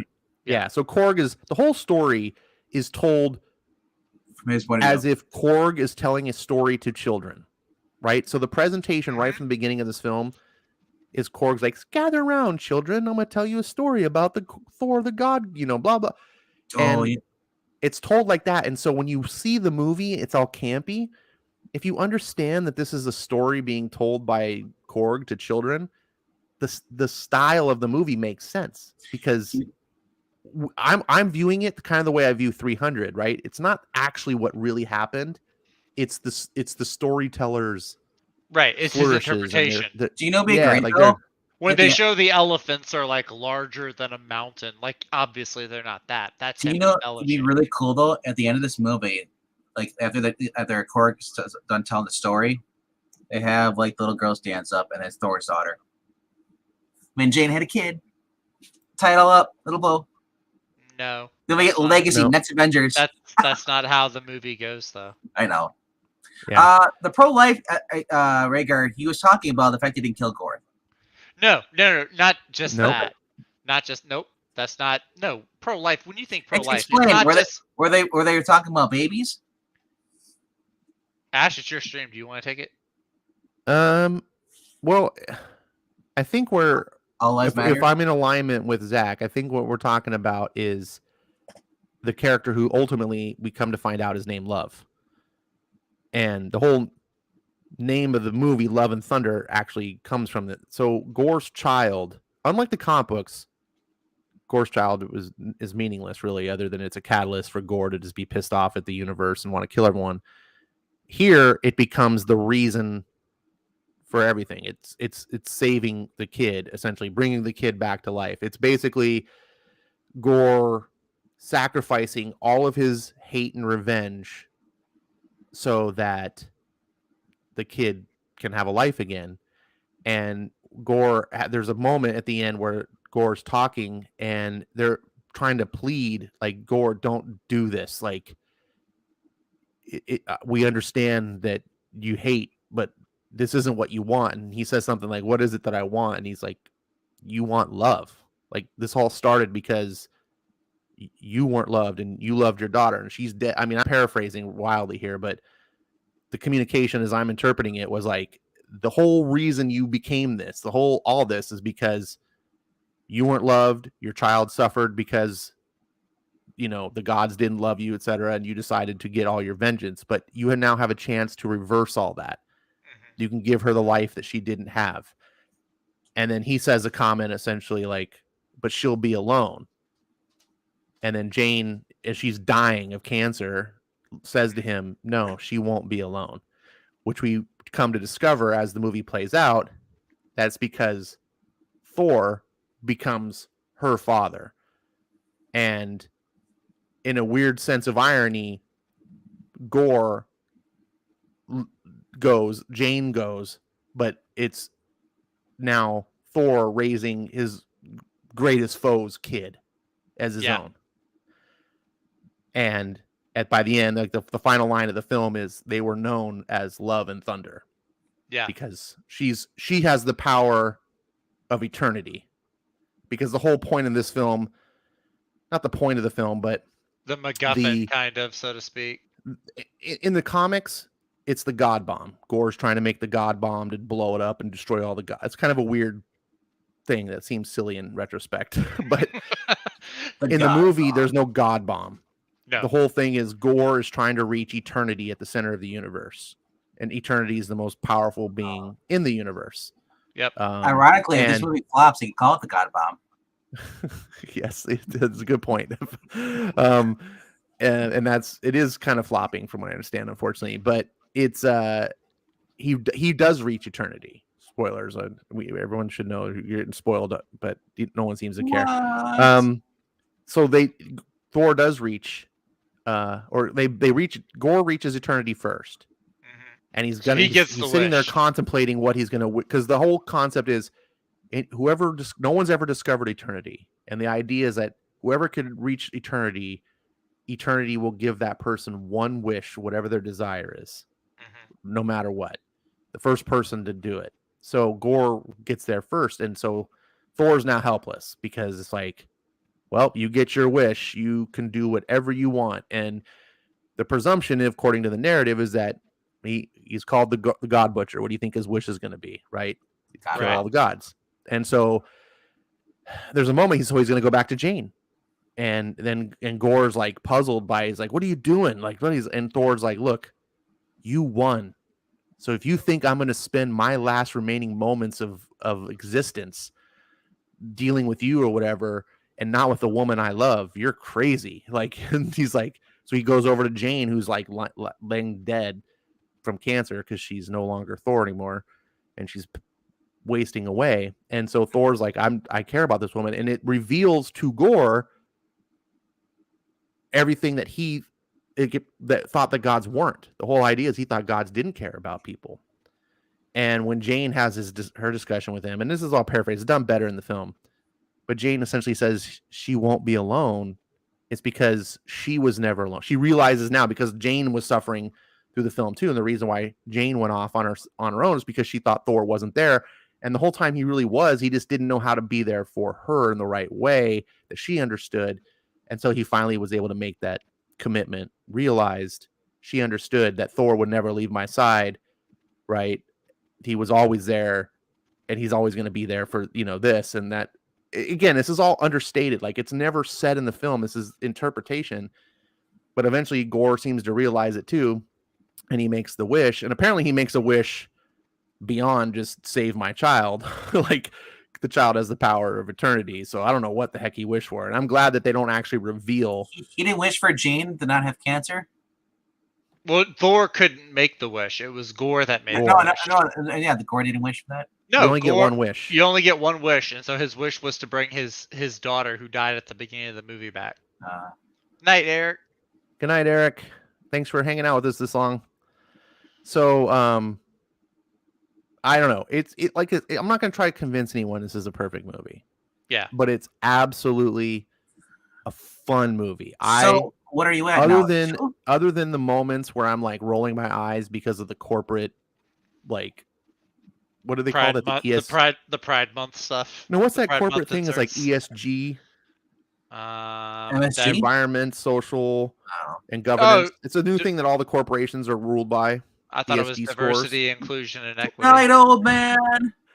Yeah, that's a different thing. There's an official thing that all of these corporations are kind of like graded by. Like, there's this official thing, and it's called ESG scores, and it's environment, social, and governance. Okay. And they actually are rated officially by this. And I don't know how it helps with different things, but all these companies are basically being motivated to have good ESG scores for whatever purposes. And you can feel that in this movie. There's points where it's like, this line had no business being in the film. Right. And it was absolutely like, okay, Disney came in and said, notes, put this in here, because the rest of the movie doesn't have it. It's just being fun, and Taika's telling his story about heart, and love, and that, and Thor committing his life to now take a child rather than let a child be dead, when the whole movie was like the gods didn't care. And if you kind of look at it as a social commentary about the world, and if you take one side of the world that's like the we'll say the pro-abortion side, like they have this viewpoint that the pro-life side is like, well, you don't actually care about born babies once they're born. Right. So why do you want to force us to have these babies? And then they're going to be brought into a world where people don't care for them. Well, Gore's motives were very similar to that. I'm not saying it was a one-for-one thing. Like I don't feel like the movie preached to you about that in any way. But you can definitely see a metaphor there, and that Gore was, and he was rightly so. Like he's like, dude, these gods will let us all die. They don't give a shit. And Zeus proves that when Thor goes to the omnipotent city where all the big gods live, like, and he pleads like, help us, we got to stop Gore. And they just kind of laugh at him and stuff, and they're just like, what do we care? And he sees the same indifference, because truly that indifference does exist. But it doesn't mean everyone, that there is actually love, and that there is a reason to fight for life and things like that. And it's a good, heartfelt story underneath its campiness, and with some of those Disney political messages stapled in. Yeah. If you can roll your eye past those, like I said, it's there is a lot more that I liked about this movie than I didn't like. And I think part of it too was that I knew what I was going to be getting into. Like, you hear the press, you hear how Natalie Portman says like it's the gayest Marvel movie they've done. I don't even know if I would say that. It didn't seem super. Well, there is a gay, moment, there is one a of those moment or stapled two. on moments where, Yeah, we're okay, like, hold on, pause. This is the 2 minutes of LGBTQ, right, like where Korg and Valkyrie are having a discussion. right. And then Korg, we by the find out way, that Korg, whose species was retconned from his last movie, seriously, like we Ragnarok. find out Like, that come on, Korg, Taika. this was really Yeah. about annoying to me, was Yeah. number one, you didn't follow your own continuity. Korg has a mother. Yeah, exactly. In the very Taika. last film, Korg talks about his mother. And then in this movie, he's got two dads. And Yep. when you hear that someone has two dads, we all know what that means, right? Two dads Exactly. means, but here's the problem. If you make a species so that there aren't females, that's not actually homosexuality. Like, Yeah, exactly. you know That's what I'm just saying? Like, this is, that's just how it is. Yeah. yeah, like it was kind of dumb. It's like, we don't call cells homosexuals because they like split, or you know what I'm saying? Just Right. Exactly. it was just like, you're not saying the right message. This is dumb. Like, let's stop trying to, some alien species that has a completely different physiology and doesn't actually have a male female dynamic. We're going to equate that to humanity. It's like, Yeah. So yeah, But it was one of those unnecessary. It didn't ruin the film, but it makes no, you roll your eyes and go, this didn't need to be here. This movie exactly. had so much going for it, and if you would have took those things out, I honestly think there'd be a ton of people being more like me and Zach and just being like, hey, we had fun. It was actually, yeah, like I said, it was, like I said, it's not a high tier movie, but it is entertaining. It's entertaining enough for me to go see it a second time tomorrow. I mean, I did have a lot more fun with this than I thought I would have. My biggest complaint isn't even all the stuff that Disney is like, yeah, we got to put this in there. My biggest complaint is that it just felt like Taika Waititi was just putting way too many jokes in there. There's like one scene where they're going off to meet Gore on this world. It's actually shot really cool, where like this entire section of space, there's no color there, so it's all black and white, and it's like they're approaching this planet, and it's really ominous, and then all of a sudden the ship they're on, just the goats that are pulling it, just bumps into the island, and they do the goat. I love I was that like, too. I hated that. I was Oh, like, you come on, did? let us have one cool ominous moment without a Oh joke being put man. in there. No, But but that's the thing. Like, they committed to the bit. they Right? committed They were to it. making I'll give them that. they were Yeah. making a campy film, and it works because it's entirely that. Like, Yeah, Yeah. I was so. I Look, hear come you. on. It's First just of all, are I, you familiar with the screaming goat? oh god, I'm so familiar with the screaming goat. Okay, so some of you might I'm, not be I'm too familiar with the screaming goat. familiar with the screaming goat, but it's become I don't know if a meme is the right thing. It was viral, wasn't it? Is that a more It was a accurate? viral thing, It was yeah. a viral And thing, now you yeah. can buy like screaming goat figures. But that was also a while ago too. Like it's not a recent Well, thing. movies take a while to make, Zach. Well, that's true, but it's not like the screaming goat was coming out when they started production of this movie. But Well, I only learned about a screaming goat like a year ago, so I oh, was did probably you? late to the Oh, wow. party. Well, I mean, look, Um, look. Hey, first of all, I'm happy that we got Thor's goats in a movie. Now if I ever come across the first appearance of them, I won't be able to afford it because it'll be expensive. But yeah, the screaming goat. It was funny. Oh, we're about to hear them. It does make me laugh every time. now this has Bad nothing to do with the 19. movie. That has been around It since has. for a couple years, I guess. My buddy just got one of these last year, and I was like, "What the hell is that?" And he's like, "You don't know the screaming goat?" And I was like, "No." And I just thought it was weird that you just had this thing you push and scream, but apparently it was a big thing. And I was like, "Oh." And I saw when they gave Thor his goats, which are a real thing. For those of you who don't know the Norse mythos, Mm-hmm. Thor Tooth has Gnasher and Tooth Grinder or something like that. something like Yeah. that, but he has two goats. Like, and so when they gave him the two goats, and then they made him the screaming goats, I was besides myself. I was like, that's just too perfect. They're just constantly screaming through the movie, and I don't know. Like I said, I was giddy. I was if you go into this film, I think with the right attitude and the mindset of knowing what you're gonna get, you're gonna get a lot more out of it. If you Yeah. go in kind of with like, man, grumble, like I want my serious Thor and stuff, you're not gonna get it. Yeah. And you should just know that. Like, don't pick chocolate ice cream if you prefer strawberry. Like, Yeah. go that's get fair. your flavor that you like. But if you're okay, if you're like, hey, I'm in the mood for some chocolate today, then get you some chocolate. I mean, unless you're Zach, you won't ever get chocolate. But for the rest I of us, love chocolate and peanut butter. It's my favorite ice cream flavor. Speaking So. of chocolate, I do like to talk about the end credit scenes, which there are two. The one that I was really excited about is the one having to do with Zeus at the end. Somewhere down the road, it appears Marvel has cast Hercules, which is honestly what I think they should have done for a while. I don't know how I feel. I did like this movie, but I feel like if you were gonna have Tony and Iron Man, if you're gonna have him walk away, and you're gonna have Captain America walk away, probably should have Thor. You know, they're the Trinity, right? So I've been thinking for a while they should have Hercules come in and replace Thor. But yeah, it looks like we're finally gonna get a Hercules. And then at the end, the very, very end of the movie, because Jane Foster dies, they show her going to Valhalla, where she meets Idris Elba. Speaking of chocolate, Heimdall.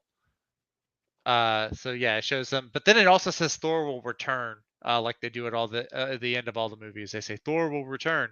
They don't specify which one. They don't specify if they mean Chris Hemsworth or Jane Foster. But I guess I think we'll it's find clearly out. going to be Chris Hemsworth. Probably, although I don't know. They'd probably find some way to bring Jane Foster back. No way. You No don't way. think? After the You don't think? performance, You think this the is box it? office performance of this film, You think? there's no way they're putting an entire Thor film on her shoulders. I She's don't. done. It seems really weird because she was out of the MCU. She was out. Like it's like, oh yeah, they broke off screen.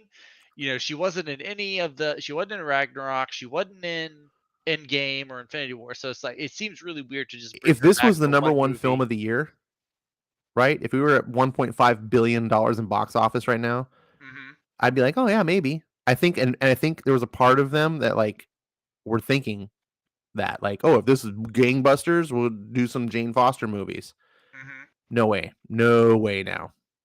And dude, Chris Hemsworth, he's in like, I mean, come on, he's so popular. Oh, he's And a you get draw. to do He's you a get to box do office Thor draw for movies. sure. Yeah. You get to do Thor movies with him, and he works in the Guardians of the Galaxy. So he's kind of like the new Robert Downey Jr.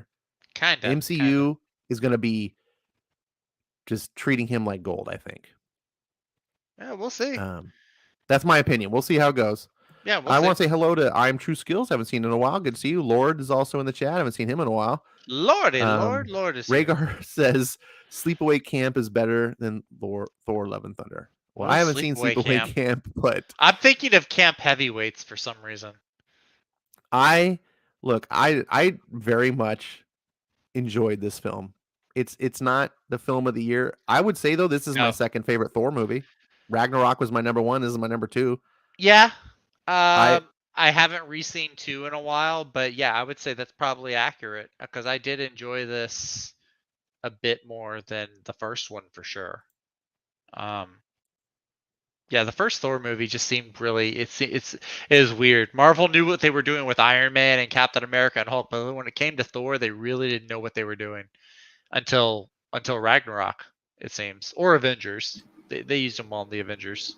But... Yeah, they decided they want to go campy. The first 2 are too dark to like DC movies. I don't know if I would equate them with DC movies. No, I will say, like I said at the beginning, I like I said at the beginning, I don't like this comedy frat boy type of Thor. I think that's an attitude that better serves Hercules. But and I really hope they don't switch the roles and make Hercules this dark, broody warrior. When it comes to the comedy scale, like they had in Ragnarok, that's exactly what Disney was doing on their cartoon show called Adventure Symbol. They always had Hulk and Thor competing to see who was tougher, and they always butt heads. So that was as soon as I saw that in the Ragnarok, I was like, oh, they're gonna try to make it like the cartoons version of them. You know. I do not like that cartoon. I just think, I mean, Marvel has clearly gone that way, right? In the early phase, like phase 1 of Marvel, we saw a lot more seriousness. Yep. But their success has come out of, I don't want to say campy, but like the Robert Downey Jr. Each Iron Man got more and more kind of silly as it progressed. Yeah, well, they've been putting more and more humor into the humor, right? They rely on humor a lot in these. Iron Man 2 was like, I had forgotten how jokey that movie was because I had seen it like just originally, and then before the end game, we watched like the whole MCU again back to back, and I was like, man, it's been forever since I was like, I forgot how much Iron Man 2 was like jokey. Every MCU movie, who are you? That's your name? Really? That's the joke. Yeah, that's kind of. I was like, that's kind of annoying. That's what do you know what the thing is that bothers me is because that's filmmakers who are embarrassed of the content they're making. This is not new to the MCU. This is something that we've had to deal with for comic book movies. I never noticed though. Forever. Because, and that's one of the reasons I used to gripe about comic book movies. I was like, man, the people that are making these movies, they're embarrassed by their own movies. So go back and watch like the original X-Men. They like transformed so much of that franchise because they were embarrassed of the property. It's like, we got to put them all in leather suits so they don't look stupid. We got to make them all hard, edgy. Like, it was just, you lost your flavor because you're embarrassed of your own property. And it wasn't until Sam Raimi did Spider-Man when he's like, you know, I love Spider-Man. I'm just going to make them like the comics. And then everyone liked it. And they said, oh, we can release this a little bit. And then Marvel started doing their own. But I think Marvel borrowed a lot from like the whole Bendis era of Marvel rather than the old school Jim Shooter era. And so that the Bendis era of Marvel is all like the campy, goofy, like everyone's quipping one-liners at each other all the time. Well, that's Ultimate Spider-Man, yeah. Well, not just that, but think about all the things that Bendis wrote. You know that he did Avengers. Bendis did X-Men. Daredevil. Daredevil was like the first thing he did. That's before he. But if you go Daredevil, all the Jessica later, Jones, all that stuff was like gritty and not jokey. But yeah. But my point is, I did not notice that they did that to see him joke in every movie. I didn't really pay attention to the line until I realized, as somebody pointed out, it's like 14 different movies. It's like almost word for word. Lord, I think they should have too. But then what the problem you run into with that is maybe they think the Guardians are going to outshine Thor in his own movie, or maybe, you know, they want to just give you a little taste to make sure you know Guardians 3 is coming. Well, I think number one you got to consider though is that's a lot of stars. That's a lot. In the movie, right? That's like an additional 7 actors, yeah. Right. So you're paying them all that, and then number two, the film was already suffering on screen time because you're cramming the Jane Foster story into the Gore the God Butcher story into one movie. Mm-hmm. To have the Guardians in that too, it's just way too much. And it was already a short movie too. I think by MCU standards, I think it's one of the shortest. Yeah, but it moves on a really good clip. It does. It doesn't slow down. It doesn't hit. I never felt like I was like, oh, get on with it, you know. Mm-hmm. I want the Foster cut. Come on. The Foster cut.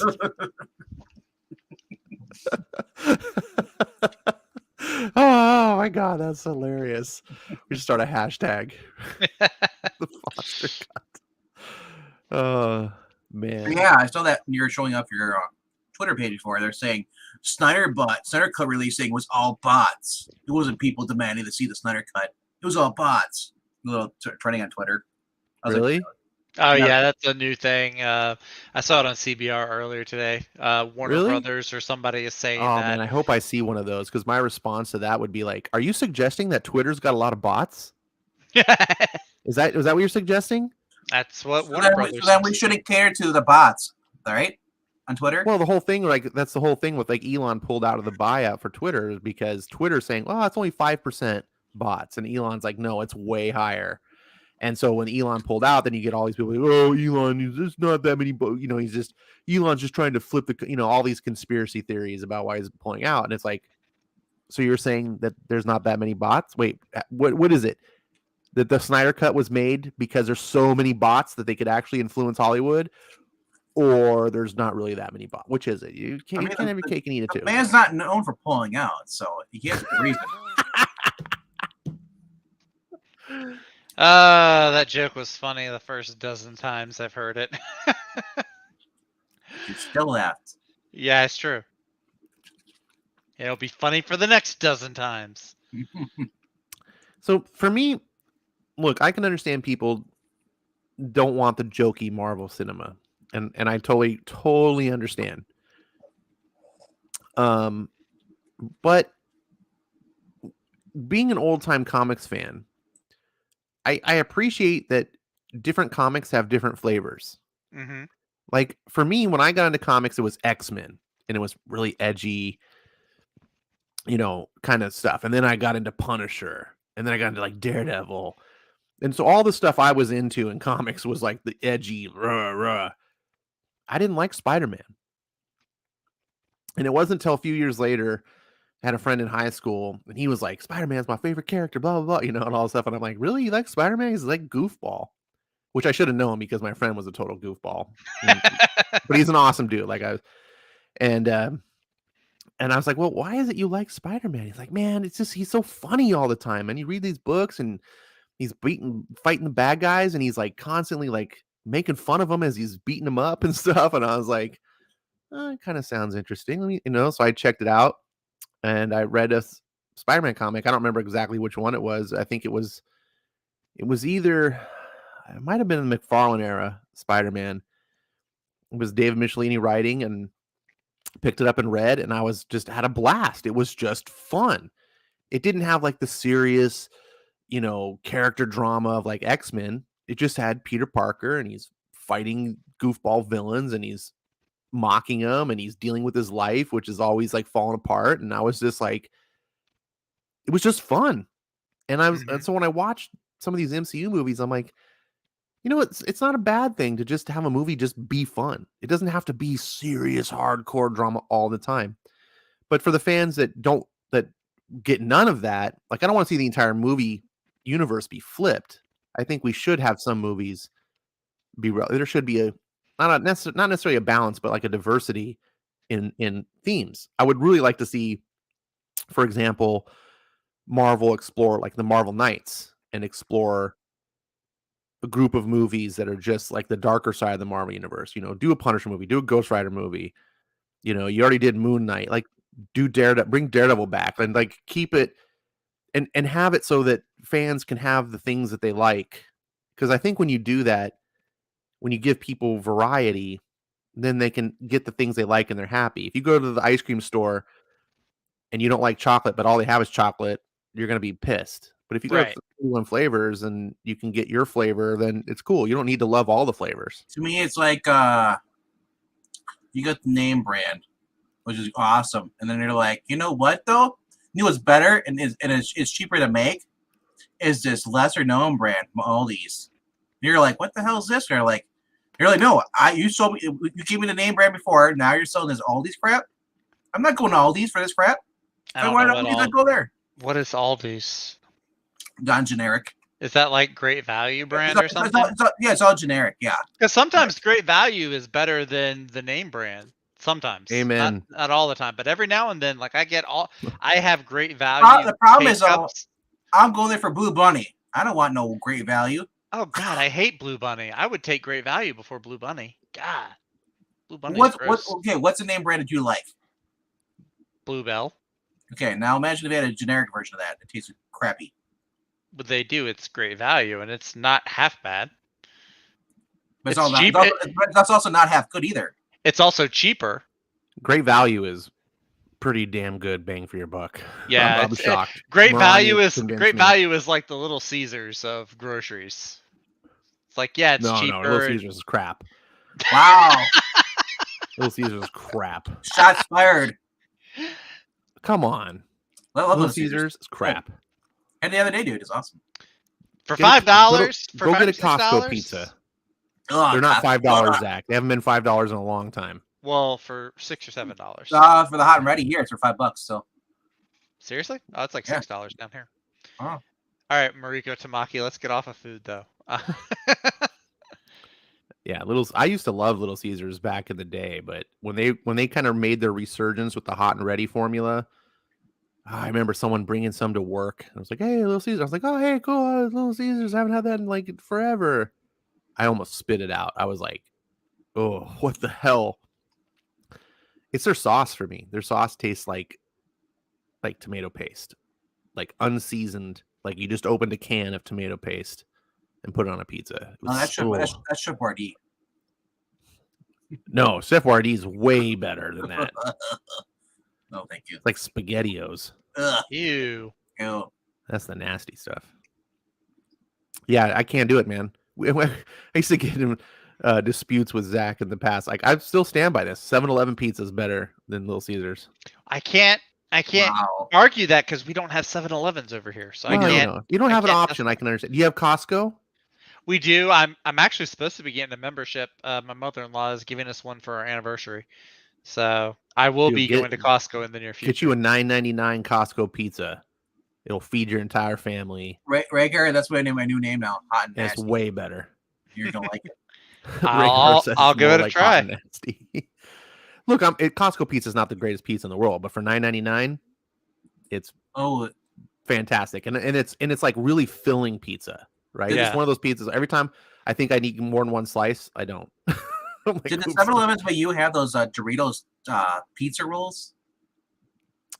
Way back when I haven't seen those in forever. I know, I'm saying I said it's so great, and then a bit ago I was like, they were good, RDV. They were so they were not good. They were so good. No, but they were too expensive. That was my only problem. I was like, I'm not paying like $1 a piece for these. Ugh. No, thank you. Rhaegar is better than the rest of us. He's never eaten gas station food. But see, that's the closest I ever got to the rollers. I've had some amazing. I've had amazing gas station food. I've had kolaches and pizza and breakfast burritos. There's some amazing food at gas stations. Well, let's also not forget that you think Little Caesars is good, so it's kind of. That's true. Look, it kind of balances things. Like, well, okay, look, this is why this is why I'm so stunned that we share a similar opinion on Thor. Like, I'm stunned. Well, that's not food. That's true. Maybe it's just a food thing. Maybe your comic taste is good. Well, it's okay. It's as long as there's it's okay. As long as it's got certain people in it. I mean, I hear you. No, you're just honestly. I don't think your taste in comics is bad. I think your taste in comics are just a lot more forgiving than mine. I'm a very forgiving, very patient person. But I don't necessarily think that. I don't necessarily think like you hate good comics, and that's kind of what matters. If you're more tolerant of the bad or what I think is bad, but you at least appreciate what's good, then I'm like, okay, well, you're You like just, we Jeez. all have different things. Sometimes I don't know. Maybe it's because I'm just grumpy and I'm getting close to 50. I know this is such a sore subject for you guys. Jeez. Who let Frugal on here? I thought we had Venkman. Dun. Actually, we might be replacing you with Frugal for our retrospective. I know you said Wow. that, yeah. Well, we got to talk about Avengers number 4. Skip says my No, mic we're is sounding doing- really clear. We're doing Submariner and Daredevil. I know, but we want to have the cap. Does my mic sound better than normal? You sound good to me. Yeah. Maybe Good. it's because we're not on Discord. Because I know when we're on Discord, there is a little bit more fuzziness. Not a Oh. lot, but there's like a should different amplify. tone to it. Yeah. Yeah. Well, I do have a new computer. Oh, that Back could be in the it day too. when Skip and I were doing shows together, I was still on my old PC, which was ancient. This is a new machine, but I do have a really good mic. Like, I found Sounds good, yeah. a long time ago, long ago in a galaxy far, far away. I had a coworker that we were talking about maybe doing a podcast together and So I started buying up some things and equipment, and I came across a deal on a Yeti Pro, and so it was like $100 off, and I was like, oh, I'm just gonna get this. And then it sat in a box for several years, and I didn't use it till I moved back to California, and then started a YouTube channel. I was like, hey, I already have a mic. So I recommend a good mic, folks. Get yourself. You don't have to spend a ton of money, but don't do like the cheapy earbuds thing. I can't. It's crazy when I see YouTubers doing stuff and they use like the little earbuds or something. Number one, it looks dumb hanging from your ears if you're, got yourself on video. But number two, they sound terrible. What are you doing? Go get yourself. I mean, Venkman found a pretty decent sounding mic at Walmart. You can buy like a Yeti Snowball for like $50. No, you can buy good, decent mics for cheap. Yeah, you don't have to go with mine's a JLab, $50. Yeah, you don't have to go. I got this for like $179, but it was years ago, and I think they were like $279 retail. But I got refurb, and I was like, okay, but that's way more than you need. I only got it because I was getting such a great deal, and I had disposable income back in those days. Yeah, $50. Make sure you get a cardioid mic. If you're looking for a microphone, get one that says it's a cardioid mic. If you just get a basic condenser mic, it's going to pick up everything in the room around you, stuff like that. Yeah, mine is basically for meetings. If you have like those desk, meetings, everybody comes in, you put the microphone in the middle. There's options like you do a surround sound of the mic. So you have like 3 or 4 people or on a conference call. That's what my mic's pretty much for. Or for just you guys want it for just one person, here's another feature you can, which I'm using right now. Only piece was in front of the mic. So I like having that option. But I was like, dude, $50. I was looking at, I'm like, they had Yetis there for $100, but I'm like, how old? What version is this Yeti? Are they like a Yeti 3.0 or whatever they're on now? I don't know. This is one of the original Yetis, so they make professional mics. Aren't they like smartphones now? Like they are constantly upgrading, just like graphic cards. You would think. Well, the thing is, microphone technology. Yeah, I'm sure they're improving, but microphones have been around for a long time, and you can get it's not like they just invented good mics yesterday. You know what I need? I need a boom mic. That's what I need. So most of what you're getting when you buy like a newer mic is they're being able to like make them smaller, and different things like that. But if you buy just a quality mic, even if it's 10 years old, it's going to be a great mic. It's just really about buying a quality mic. I spent more than I needed to. Like I think most people could probably buy, because of YouTubing is taken off, podcasting and stuff like that. So everyone makes some sort of podcast or YouTube or TikTok these days. So yeah, I think that's why you can go to Walmart and get freaking kits. Yeah, because of mic, because of this, because it's so popular now.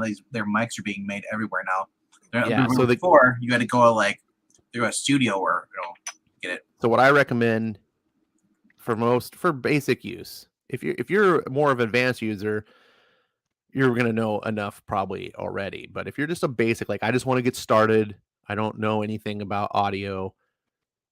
Get yourself an inexpensive. You don't need to spend more than $50. If you're frugal, not actually Captain Frugal, you're just a frugal person, you can probably spend like $29. Get yourself just a cardioid mic. If you get a USB one, most of them are USB. That means it'll have the sound card built into the mic itself, so you won't have to worry about your computer's audio equipment. And That's what I have, USB. I also recommend, if you have a mic, if it has an external gain control on it, that can matter. And putting a pop filter. I'm just using a basic breath filter, but the pop filter can help from the sound.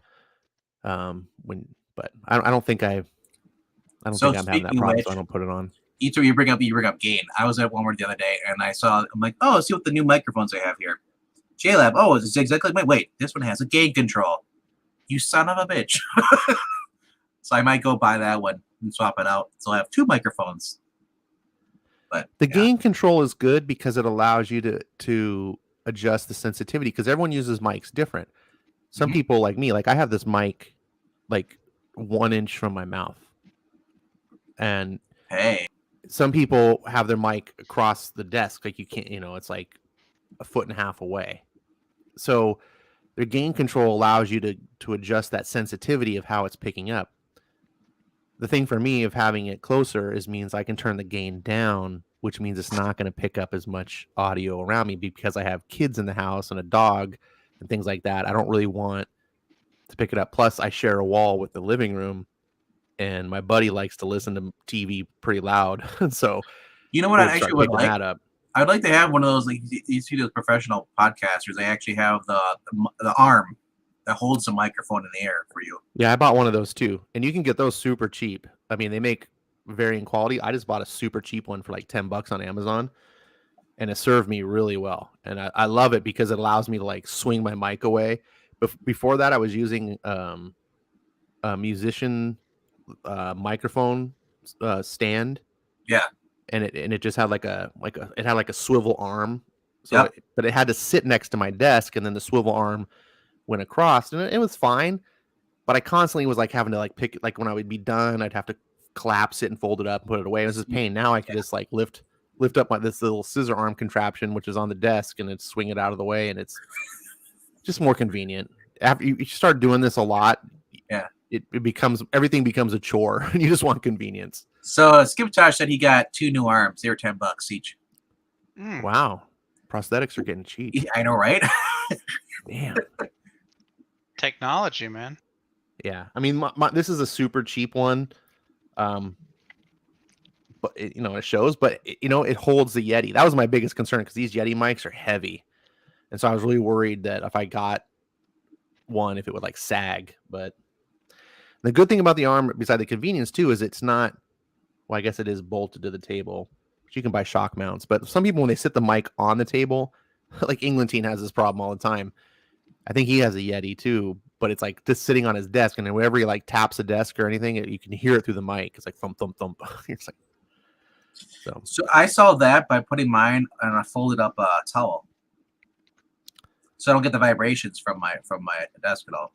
So, that could help. Because I keep my tower on the right part of I have an old teacher's desk with the 2 metal drawers, and the one in the middle. So I have my room set up. I have the actual tower on top of that, sitting on top of the desk instead of being on the ground. So. Anyway, fun chat about comics. Right? Yeah, Skip is way knowledgeable about recording equipment and recording in general. If anyone has more advanced questions about that stuff, he's definitely a person to ask. He doesn't like showing his microphone up. He wants to hide it. Well, yeah, if you're on video, that's a good thing. Keep it out of the way. I mean, if I'm recording, my preference is to change the locks on the house so people can't come in. You change the locks. I'm chatting. The light's on, Uncle Jesse. You see the light on? I'm recording. Jingles. Full House. So speaking of comics, do you have your 5 disaster picks of the week coming out on Wednesday? I'd have to go Oh on. boy. I actually I send Pixel a screenshot from my phone of my pull list from League of Comic Geeks, and for some unusual reason, there are so many books coming out tomorrow or Wednesday. I guess it's tomorrow now. It's after 1 here. There are so many books coming out. I had to send them 2 screenshots full of comics because like everything is coming out. Yeah, She-Hulk, World's Finest, Moon Knight. I mean, there's the new Skybound X number 25 with Battle Beast on the cover. That's coming out.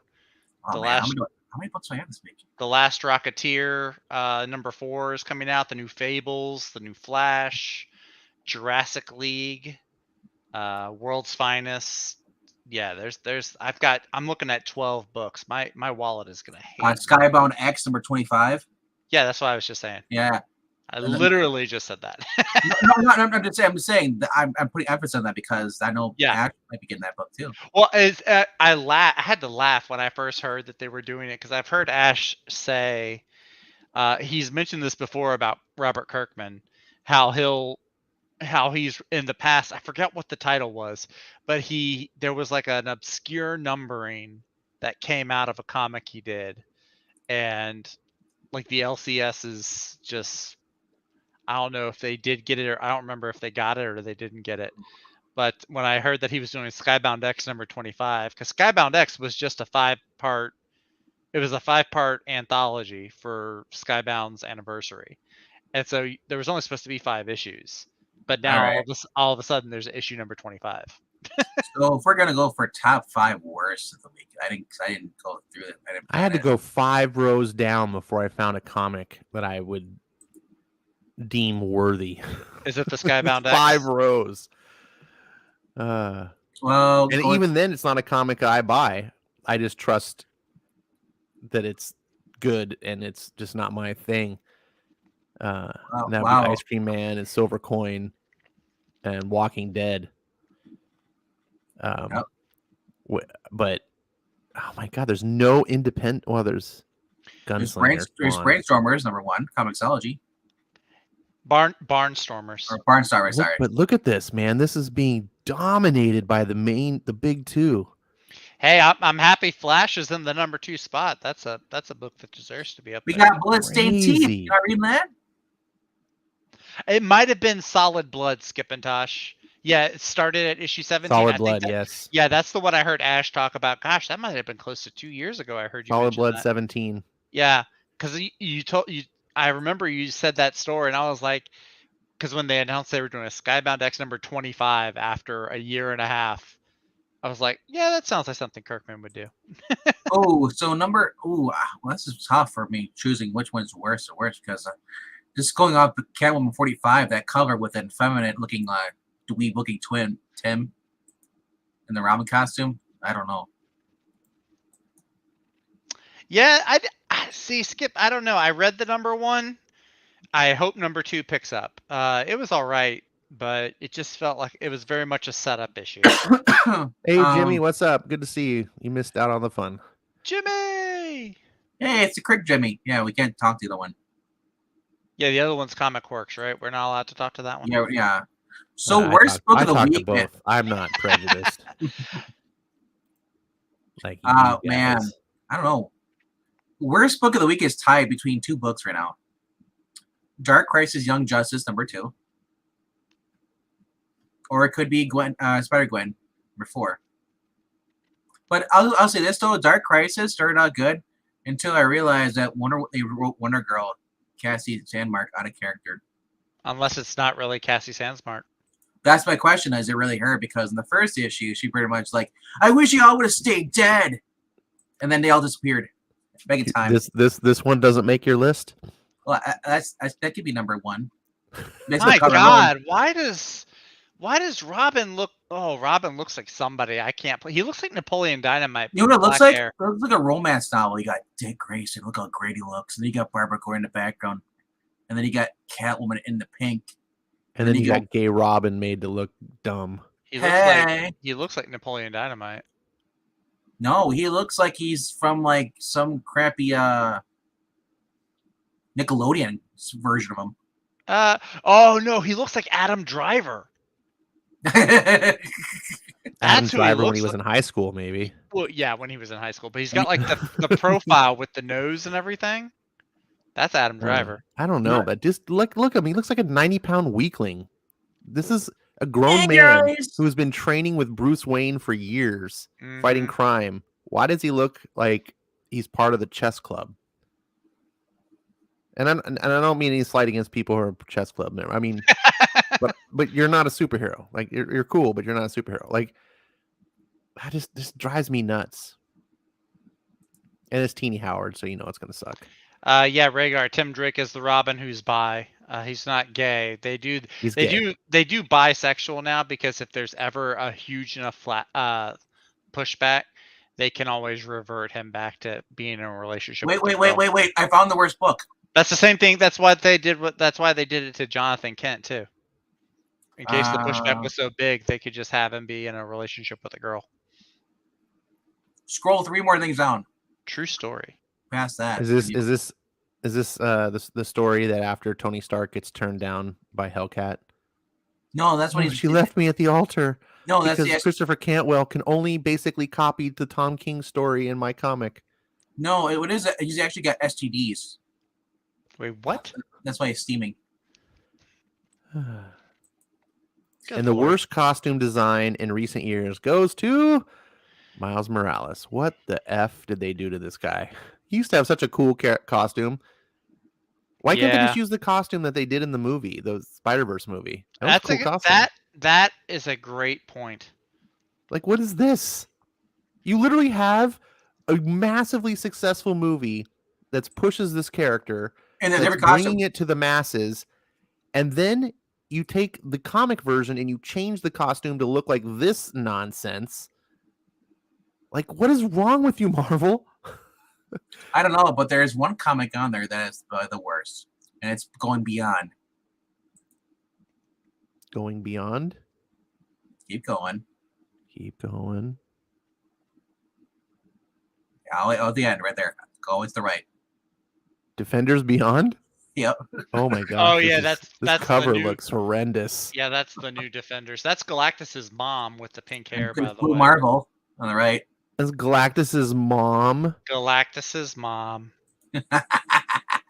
Yep. And does anyone Tigra, at Marvel, what have they done to you? Does anyone at Marvel know that Galactus comes from the universe beyond our own? Before our universe? That's why it's beyond. No, but I mean, he's the only being in our universe that was from the universe before. That's the special thing about Galactus.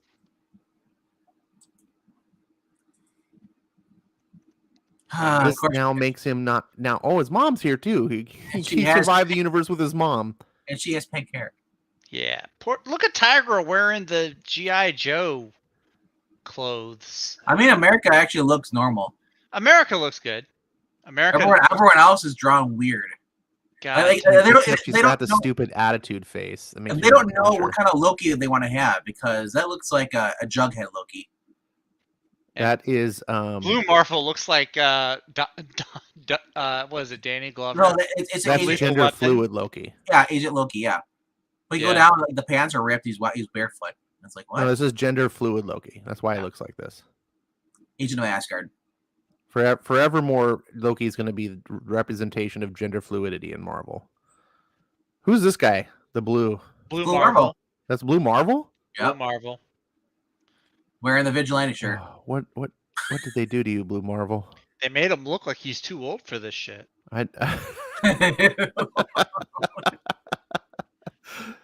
What did they do to you, my friend? So, but it's Al Ewing. It is. Also, yeah, it skips saying they retconned that like 6 years ago. Get over it. And it was Al Ewing that retconned it, so it's basically Al Ewing's version. The same Al Ewing that made Star-Lord buy. Yep. Yeah. Here's pass. what I'm afraid. I've read some Al Ewing that I like. He's doing an independent book called "We Only See Them When They're Dead." I think is what it's called. I think that's It's got a might dumb be it. name, but it's actually pretty good. Like I'm like, oh okay. Al Ewing wrote Immortal Hulk, which I only read the beginning stories, like the first arc or two or whatever. Was good. Immortal Hulk. I mean, it's not the Hulk that I want, but it was good.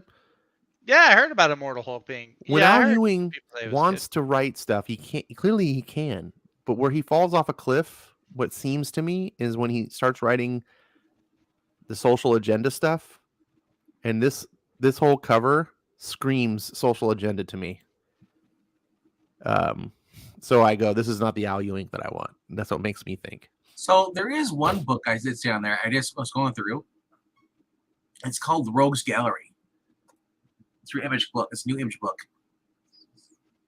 And looks like it has Triona Farrell doing the cover, Justin Mason doing the he's variant cover artist plus the artist, and then Hannah Rose May is the artist or writer. It has a pretty interesting premise to it. It's like Premise or premise? I've heard it both ways.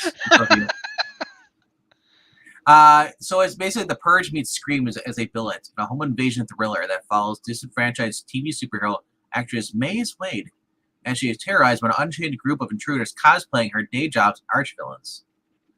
If she's going to survive the night, she'll need to be the hero she has come to despise. Rogues Gallery from Yep. Image. Yep. I have no idea who Hannah Rose May is. I don't know, but Justin Mason. You were showing that other article where before, I think it was for Reckless. That was in the background. I'm like, I thought that was part of Reckless. I was like, what the heck is that? Like a chicken, like Legion of Doom armor? This could be. I know nothing about this. This is Neither like do I. not on my radar at all. I just popped up. I think I might have seen that mentioned on CBR recently. I don't, and if it's what I'm thinking of, it might not be good. Come on. Hannah Rose May. Purge, the whole Purge meets Sure. Scream pitch Yeah. loses me. I'm like, I could care less about either one. She's an actress from the TV show Shooter, Ballers, and Altered Carbon. Rogues Gallery. Yeah. Oh, yeah. This is it. Yep. Hannah Rose May takes on toxic fandoms and Image Rogues Gallery. That's one of the headlines. The other headline is Rogues Gallery was inspired by Star Wars fans, in quotation marks, attacking Kelly Marie Tran. All right. I'm immediately, this is going to go on the probably worst list just from hearing that pitch. Because what it is it, I think, if I'm right, like they're the bad guys, quote unquote, are these, what they perceive toxic fandoms to be. Like, oh, they didn't stick with the source material, or how could they make this movie, like that type of, what they think, like when they think of fandom menace, or actual fans of movies that don't like seeing their here goes their favorite stuff ruined. There we go. I found the image right up for her. The art does look solid, though. I will agree with Skip sounded like he was excited for the art. Yeah, Declan Shalvey is the artist. The art does look good. Image Comics on their website. This is the write up for Hannah Rose May. Hannah Rose May is an Irish writer and actress from Altered Carbon and Shooter, and her storytelling and narrative tropes work to gender bend roles, while also providing biting social commentary. Rogues Gallery is Hannah's debut creator-owned series. There you go. I don't know. The last time an actor made a comment, well, it goes both ways. Well, two red flags there: gender bend roles, and social commentary. Well, so what I was gonna say is, when you have actors making comics, you go one of two ways. I really do want that Gwenverse Spider in the Spider-Man costume. You either sorry. You either have Keanu Reeves making Berserker, which sells like gangbusters, or You have Amelia Clark, Look at that, a superhero with Oh. armpit hair. Who is that? Is that a Greg Land cover? It looks like the nose. If you scroll up, it should say. At the very top of the page. I don't know who it is. On the top of the page, it should say. Oh, it is Greg Land. Yep. They've got too many variant artists. I do like the fact that she's in the costume because we've seen MJ in the costume, but like. Whatever. This is to me. This is so dumb. Like, what is the deal? Are we just this? Is this like the new thing for 2022? It's like, Universal. let's take Spider-Man spin-off characters and make them every character in the Marvel universe. You know, we'll do it with Miles Morales. You can get to be every character, and now we'll do it with Gwen, and she'll get to be Iron Gwen and Thor Gwen. The moment we get Joe Robertson in a comic book by himself being the main character, that's what I'm waiting for. Oh, look, there's Wolverine Gwen. Oh, look, is this? You know what the premise is, though? The premise is that she was going through time, and then I saw an energy blast wave went through her and made everyone Gwen. She lives in a world where all the Avengers, all the heroes are all Gwen. Gwen is already part of the Spider-Verse. That's the whole point of the Spider. Now she's getting her own verse. No, it's connected to the Spider-Verse. It is the Spider-Verse. There shouldn't be a Gwen-verse. It's called Gwen-verse because it's Gwen because they're lazy. They don't, they want that's what I'm saying. She's part of the Spider-Verse. No, but they call it Gwen because they're lazy. They couldn't come up with an actual good name. Spider-Verse? You mean that $1 billion animated film franchise? The movie was good, but the comic series was crap, dude. No, but I'm just saying they have a popular thing. Like, they should build on the popularity of what they did good rather than the comics. They got rid of Spider-Gwen, the name, because it was dumb. And so they called her Ghost Spider, but they realized that's even dumber. So now they're going back to Spider-Gwen because basically the parents are away and the kids are just having a kegger at the house. She's not called Spider-Gwen in that book. She might still be called Ghost Spider. The book is called Spider-Gwen. The title is Spider-Gwen. Yeah. Gwen is listed twice in the title. But she's not in the actual series. She's not called Spider-Gwen. She never was called Spider-Gwen. Yeah. I get that. And I was actually a proponent of original comic nostalgia. Keep it Spider-Gwen. When they changed it to Ghost Spider, I was like, that's stupid. It's a stupid name. If you're going to change your name, which I understand, at least come up with something good. Ghost Spider, dumb. No one liked it. So now they're going back to Spider-Gwen. But instead of just going back to Spider-Gwen, they're tripling down and they're being like, oh, it's Spider-Gwen verse. We're going to Gwen. Honestly, I preferred it as Ghost Spider because at least she had a secret identity then. They should call the book Gwenny Gwen. They should call it This Is Not Made for Ash. That's Gwenny Gwen. There's not enough Gwens in the title. I want to take a minute to acknowledge what Jimmy Vlogs is saying. Bendis's New Avengers is one of my favorite runs in all comics. I do like Bendis's New Avengers, but only the one that has the Thing on the team. That's the best one, I think. But anyway, I've said that. Okay. That's on my pull list. Good series. It's basically the reprint of the 2017 trade in floppy versions. I'm surprised Skip is reading that stuff. I always thought he hated Bendis. Well, maybe he's going back, giving him a... If you're reading early... Oh, he's talking about Hickman. Okay. I was going to say, if you're reading New Avengers, Bendis first volume... Hickman's New Avengers shouldn't. I don't think they should have even called it New Avengers. They should have called it like Illuminati or something, because that's what it was. That's part of the problem. They have too many. They reuse the names because didn't Bendis do a New Avengers book? Bendis did several volumes of New Avengers, and right. That's my problem. So you can't just say like New Avengers and have people know what you're talking about because they keep reusing it. You know? Yeah. You know what I'm saying? He has a new Avengers.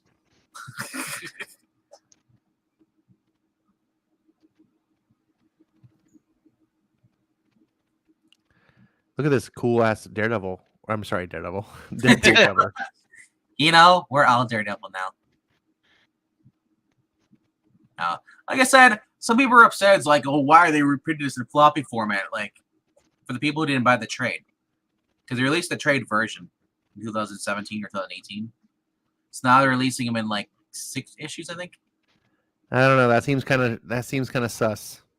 I did not know this. Still a good story though. Well, sure, but releasing it in floppy format, sus. I've never seen the book in the, in print anywhere other than these floppies come out. So Sus. it must. You know what though? If you like floppies, you're gonna buy the floppies. And you buy the trade. It doesn't matter. Sure, I get. You know, I guess that's a good point because if it never was in floppies before, and you got people who like to collect floppies, this is giving them an opportunity to collect the floppies. You better watch it. I'll send my boy Jimmy Vlogs up with you. You see? No, don't send Jimmy Vlogs at me. I'll do whatever you want. Yeah, I'm looking forward to Skybound X. That's gonna be positive. He's like a gangster now, Jimmy Vlogs. And people keep saying this Nottingham is good. Yeah, I've been reading Nottingham. I'm honestly surprised Venkman doesn't get this because it's got his favorite boy. Oh, maybe never mind. The favorite boy's not on this book. I don't know what that is. Wrong book. That's not my boy. I'm thinking of a different book. Just pretend I didn't say anything. What? Ash, you're here? I know your channel. Void Song. That's the second issue. I read the first one. Pretty good. It's weird seeing like last month. It was like or last couple months. It's been like Green Arrow and Aquaman teaming up. Now it's Aquaman and Barry Allen Flash teaming up. This guy right here, Usagi Yojimbo. This is the character that the Netflix show destroyed. I used to have his action figure. What a shock.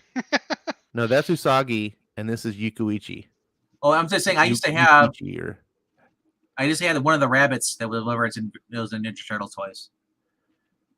I think it was Usagi. That Netflix show is. Oh. Well, of course, it's Netflix. Netflix makes some good shit. They make some good, yeah, but whenever then they it make comes some to like, what the hell is this shit? Yeah, when it comes to adapting something that you know and love, more than likely it's gonna be on the side of things. I have to say this though about the show. Honestly, if it wasn't Usagi Yojimbo, I would have just dismissed it as like a little kid show because it really is a show for like 8-year-olds. Right. And I think 8-year-olds will watch it and be because it's like. If you ever watch any of those old, like, did you ever watch like Skylanders animation? I know what you're talking about. I never watched it, but that was the Spyro game with all the different. Yeah, Spyro is part of that. Yeah, yeah. They had like made a little cartoon for Skylanders. Yeah, that was. It was Spyro versus this evil like pixel. I hated all of them. So my buddy's son was all into that. And he was watching those cartoons all the time. And I was like, oh my God, this is so moronic. But he was 8 years old. Like, it was like, I wasn't like, I was like, oh, it's a show for 8-year-olds. Like, that's fine. Like, I didn't care. But it's seeing Usagi Yojimbo be turned into that when the source material is so good. Mm-hmm. And here's the thing. Usagi Yojimbo's not a vulgar comic. There's no sex. There's no lewdness. It's pretty PG cussing. Already, yeah. It's a very PG book. And even when there's death, there's no gore. All you ever see is like a little thought bubble above the person's head with a skull in it to signify, oh, that person died. But it's done in a very, maybe even almost G way. Now, the story writing, it's what's fantastic about this book that I love is the stories are not dumbed down kiddie stuff. It's definitely stories. It's like an truly all ages kind of story. It's got adventure, it's got history, it's got character and heart and everything, and it never talks down to you. It's just simple, good, honest, heartfelt stories. And you could have just adapted this exactly, and it would have been appropriate for kids. Parents would have probably liked it. Nope, they had to turn it into whatever that show was. Rabbits are too violent. You never met. No, I mean, well, what they did in the show is ultimately even more violent, but they fight ghosts, and so it's okay to be violent against ghosts. That's what they always like to do. Like, as long as you're killing robots or ghosts, you can just be super violent. And ironically, though, I made fun. I posted like Venkman. I was like, "This is a show you'll want to watch because they turned Usagi Yojimbo into a Ghostbuster." It's literally Usagi Yojimbo and 3 friends running around Japan fighting ghosts. I was like, I can shit you not. I'm just like, you got to be kidding me. That's rough. I'm curious Sounds- about this because I'm a big That's Rocketeer fan. That's actually been a fun read. I've been reading through that one. Yeah. It's a 4-issue miniseries. It's been very pulpy. Zach's very glad that his people are finally going to That's what it should be. I love the pulpiness. Yeah, But I'm such like a stickler for Rocketeer though. Like I don't want it to be like I'm afraid of reading it and being bad and then being mad because I really like Rocketeer. The guy who's writing it, Stephen Mooney? Mooney, that's him. He's a very talented writer. He's probably one of the better ones that you could pick for this. I've got some books that he's written and drawn himself. He's really good. I like him on this a lot. So I think that if you wanted to pick this up, it's it's only 4 issues, but it's fantastic. Jeez, man. Jimmy, no. Zack Snyder does not need to be near the Rocketeer. Sorry. He just does not. Dude, I'm picking up 16 books this week. I'm picking up 12. Zack Snyder on a Rocketeer movie? What? What? Yeah, no, Why would you ever think that? That's not a good idea. I love Zack Snyder, and I would not put him near Rocketeer. Only if it's 4 hours long. The first Rocketeer proves that Joe Johnston knows. Dude, Joe Johnston did like a near perfect adaptation. That was a awesome movie. Did you know that Joe Johnston's Rocketeer is why? This is what I heard. I should caveat that. I heard on the grapevine that was Joe Johnston's Rocketeer is why he got to do the first Captain America movie, because Marvel looked and said that's what we want for Captain America. I could see that. That's why I was so excited when they were doing that movie, because I was not a Captain America fan. And I was like, wait, the guy who did Rocketeer's doing it? Oh hell yeah! Give me some. I want to see Captain America Rocketeer together. Those are 2 characters that cross over. Now the funny thing is that same director also directed Jurassic Park 3, which was not a high not a high on the Jurassic Park movie scale. So when no, Jurassic Park 3 was Joe McTeague or John. I'm pretty sure it was Joe Johnson. So when Fast and Furious, it wasn't Joe Johnson. So question here: when Fast and Furious actually stops making movies, do you think we'll get another Riddick movie? I don't care. I'm not a big Riddick fan. What? He did. Joe Johnston directed Jurassic Park 3. No. I'm on IMDb. Also October. Well, I guess everybody can make a bad movie. Also Hidalgo. Also, I could have sworn it was also I can't remember the guy's name. And Jumanji. I didn't know that he directed Jumanji and Honey, I Shrunk the Kids. God, I love all this guy's movies. Except Jurassic Park 3. Well, I did at the time because I was a kid. This is the Attack of the Clones meme where Anakin's talking to Padme. except for Jurassic Park 3, right? Right? Let's just say since Jurassic World 2 came out, Jurassic Park 3 is no longer the worst Jurassic movie. That's how the Hollywood works. They just keep lowering the bar so that you're more satisfied. You're like, oh yeah. Do you know it'd be funny if they actually had Sam Raimi direct the Venom movie? Just Venom with no Spider-Man and else. Rhaegar, I don't know. No James Gunn, no Taika Waititi, and no Sam Raimi. I think Joe Johnson. You've already got a good director in Joe Johnson. Why would you need to replace him? Hold on. I want to know why Skip thinks Where Starships Go to Die would piss me off. Is it a Scott Snyder book? I have no idea. I don't know anything about it. I don't know, but give me a Guy Ritchie movie on anything. But when people Guy say Ritchie is doing, he's directing the next Disney live action. They're doing Hercules, and he's directing that one. Wait, looks like it has a black male lead. Shouldn't this piss Zach off? Oh no! Look! Go back up. See, he's dying, so that's why he does not piss off. I don't know anything about this. Climate change. It's Zach. Yeah. Is the future ravaged by climate change? Would that have something to do with it? Maybe. I don't know. I don't know. I mean, Maybe he's drawing a correlation to my video review that I did of Starhinge. Maybe. oof. I don't know. From Snatch. We're just twins. I can't read his mind. We don't have that twin. I don't know. Maybe he'll yet. elaborate. Maybe. Oh, hey, you getting James the new Gunn Xenoscope? making Rocketeer. How to No. ruin a franchise? No. Put James Gunn on Rocketeer. There are certain genres that James Gunn can do, and Rocketeer is not one of them. I'm sorry. Rocketeer should never be raunchy. Nope. And James Gunn has shown that it's impossible for him to make a movie that's not raunchy. True. Now, I think he's got a tremendous vision and voice. He's funny, and when you put him on the right things, it works. It's like I can't imagine like his humor from the Suicide Squad. I can't imagine that carrying over to the Rocketeer. Right. Or even at least not without completely ruining the character. Even Guardians. Like Disney clamps down the raunchiness a little bit. Like the Warner Brothers said, "Oh, hey, you are not as filtered." And so James Gunn's like, "Okay, cool." But it's still there. It's like underlying. Yeah. And Rocketeer, one of the things I love so much about Rocketeer, and speaking of the movies specifically, is the innocence of it. Mm-hmm.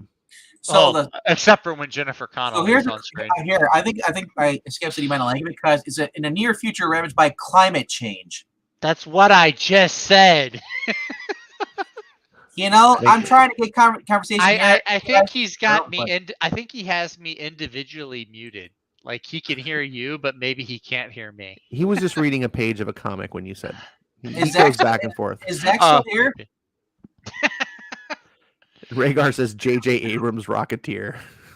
I'm trying so much lens flare. Yeah, there would be a lot of lens flare. I don't know. I might watch that. I did like J.J. Abrams Star Trek. Yeah, the book's pretty woke. That's why you might not like it. Yeah, Skip and Tosh puts the he just said what it is. Not fully pissed, just a little. Sci-fi. Yeah. Here's the thing. The pitch doesn't really turn me away. I can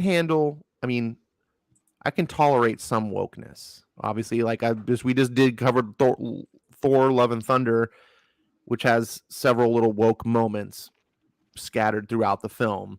Mm-hmm. They annoyed me. I feel it would be better if you didn't annoy people in your films, but so be it. I'm not totally mad. I walked away really pleased. I thought it was going to be way worse. I thought Thor Love and Thunder was going to be a total dumpster fire. So I guess that helps too. If you walk in with really low expectations, you're like, yay. I thought I was going to eat a big pile of crap, and it turned out to be chocolate ice cream. May have been great value out chocolate ice cream, but it was still not dog crap. So I'm super happy. Climate change is annoying. I think it's an overused concept. But Very they've been overused. Dude, climate change has been something that's been around for 50 years. That's right? True. When I was growing up in the 70s, it was like we're all going to be an ice age. Earth's going to be frozen over in the 90s. And then that didn't happen. In the 90s, it was like, oh no, it's going to be global warming. Oh, we're going to all be burning fire, and the oceans are going to rise, and cities were going to be covered in water by year 2000. Then that didn't happen. And then they had to couch it and be like, well, it's not really warming or cooling. It's like climate change, and it kind of goes up and down. And you're like, oh, you mean like climate since the beginning of the planet, right? Like when it was really warm and then we had dinosaurs, and then it got cool, and then dinosaurs went away. Then it got warm again and humans prospered. Just constantly the Earth's whatever. Sorry, I didn't make it political, but I just think it's an overused concept. Sci-fi stuff has been doing it for the end of time. But I will tell you, man, one of my favorite recent movies of years is Interstellar, and that the whole premise of that movie comes off of climate change. That is true. Rian Johnson. But as long as you're not ham-fisting it in my face, like, I don't mind if the story in the fictional world, hey, look, in this world, climate change happened, and we had to, okay, cool. What I don't like is when they say, oh, and also we're going to use this to reach out of our fictional world to this audience that we're self-aware is watching us and preach to them. I don't want that. Just tell me your story. In this world, this happened. Okay, cool. And if I see a parallel in my world, that's up to me. And that's where I get upset. So if the comic handles it tastefully in the writing, I think it can be fine. Yeah. Pitch sounds fine to me. Seems kind of Zach, are you getting that DC Vampires All Out War Yes, I will be actually. with Rosenberg? And Yeah. there's apparently supposed to be a back, or well, there's like 3 different writers on this book. I've been getting all of them so far. Well, this is a 6-issue limited series you're buying. Yeah. Which series? DC versus Vampires All Out War. It's issue 1 of 6 is coming out today. Ooh, more DC vampires. Yeah, a 6-issue spinoff of the 12-issue miniseries. Yeah, I'm tempted because it has Booster Gold in it, but I'm like, I don't want to read about evil vampire Booster Gold. I want to read Happy Go Lucky. Totally didn't see this coming. This is human Booster Gold. They never do. This Booster Gold is on the who would have team. expected that they would have done this?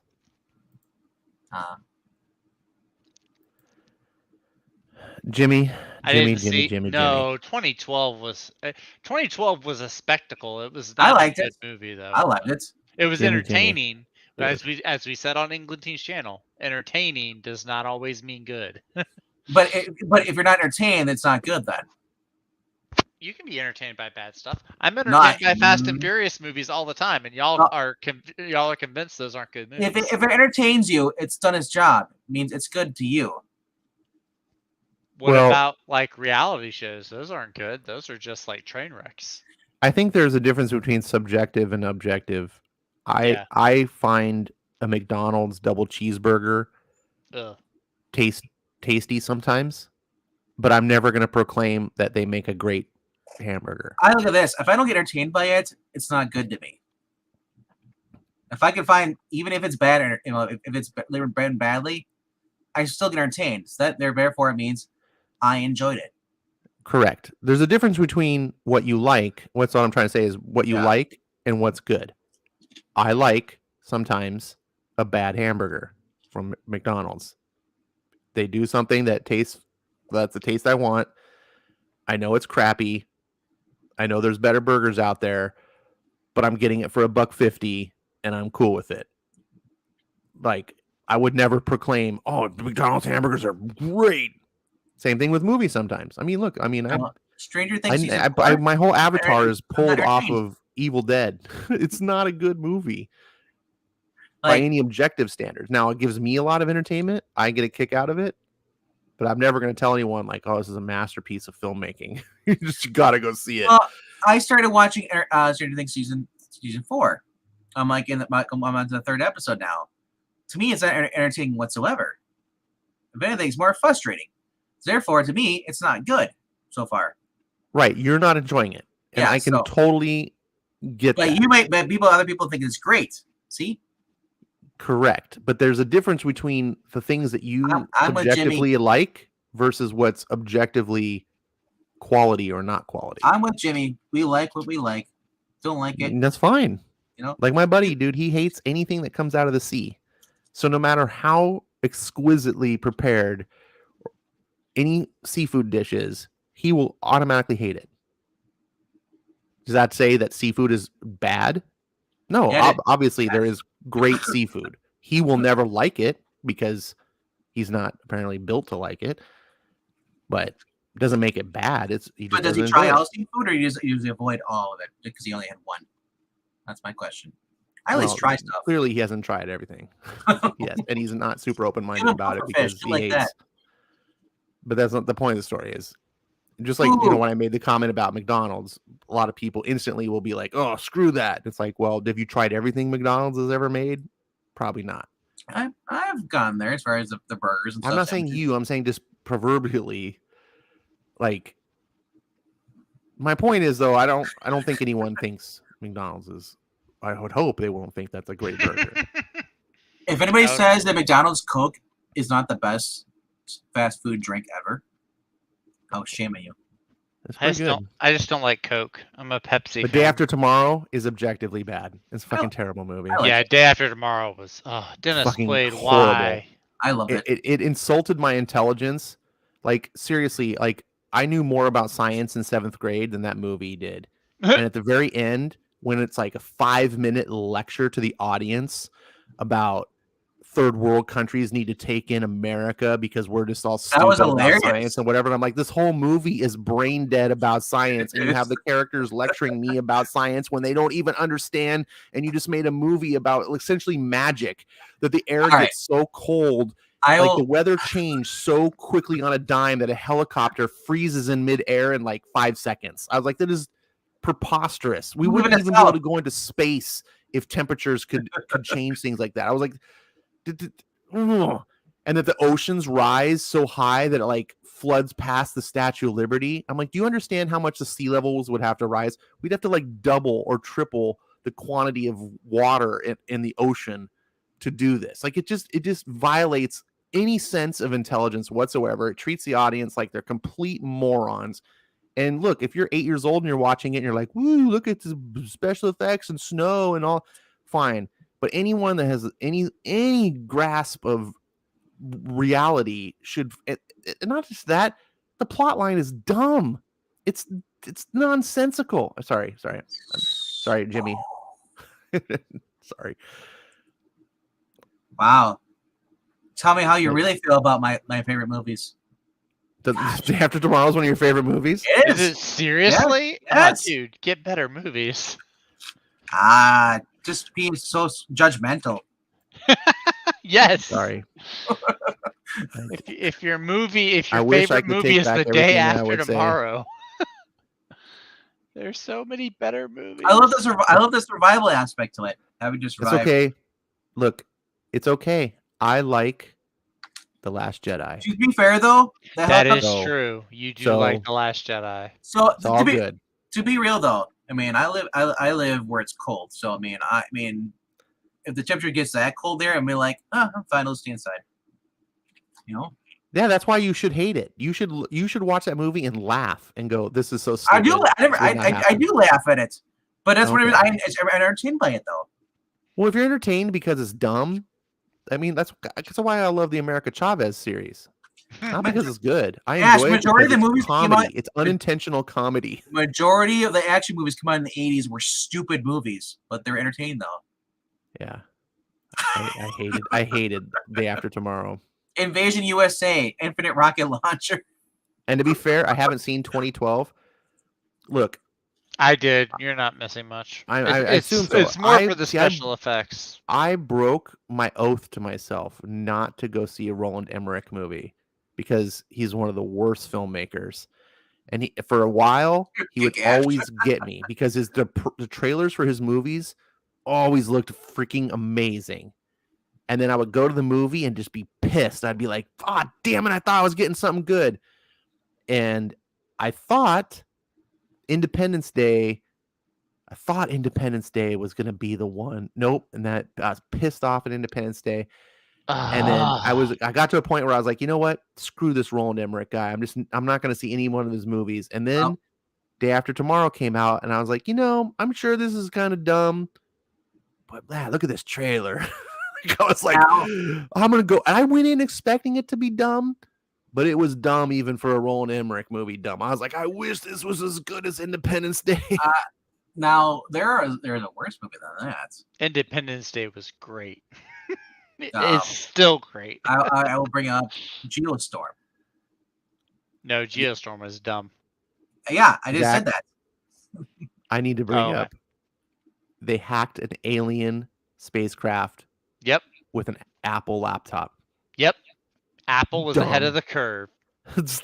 He also had his laptop say good morning to him when he opened it. Like he was an MIT computer genius. He tried, which is also a reason why it's dumb because no computer geniuses used Apple, especially back in the 80s.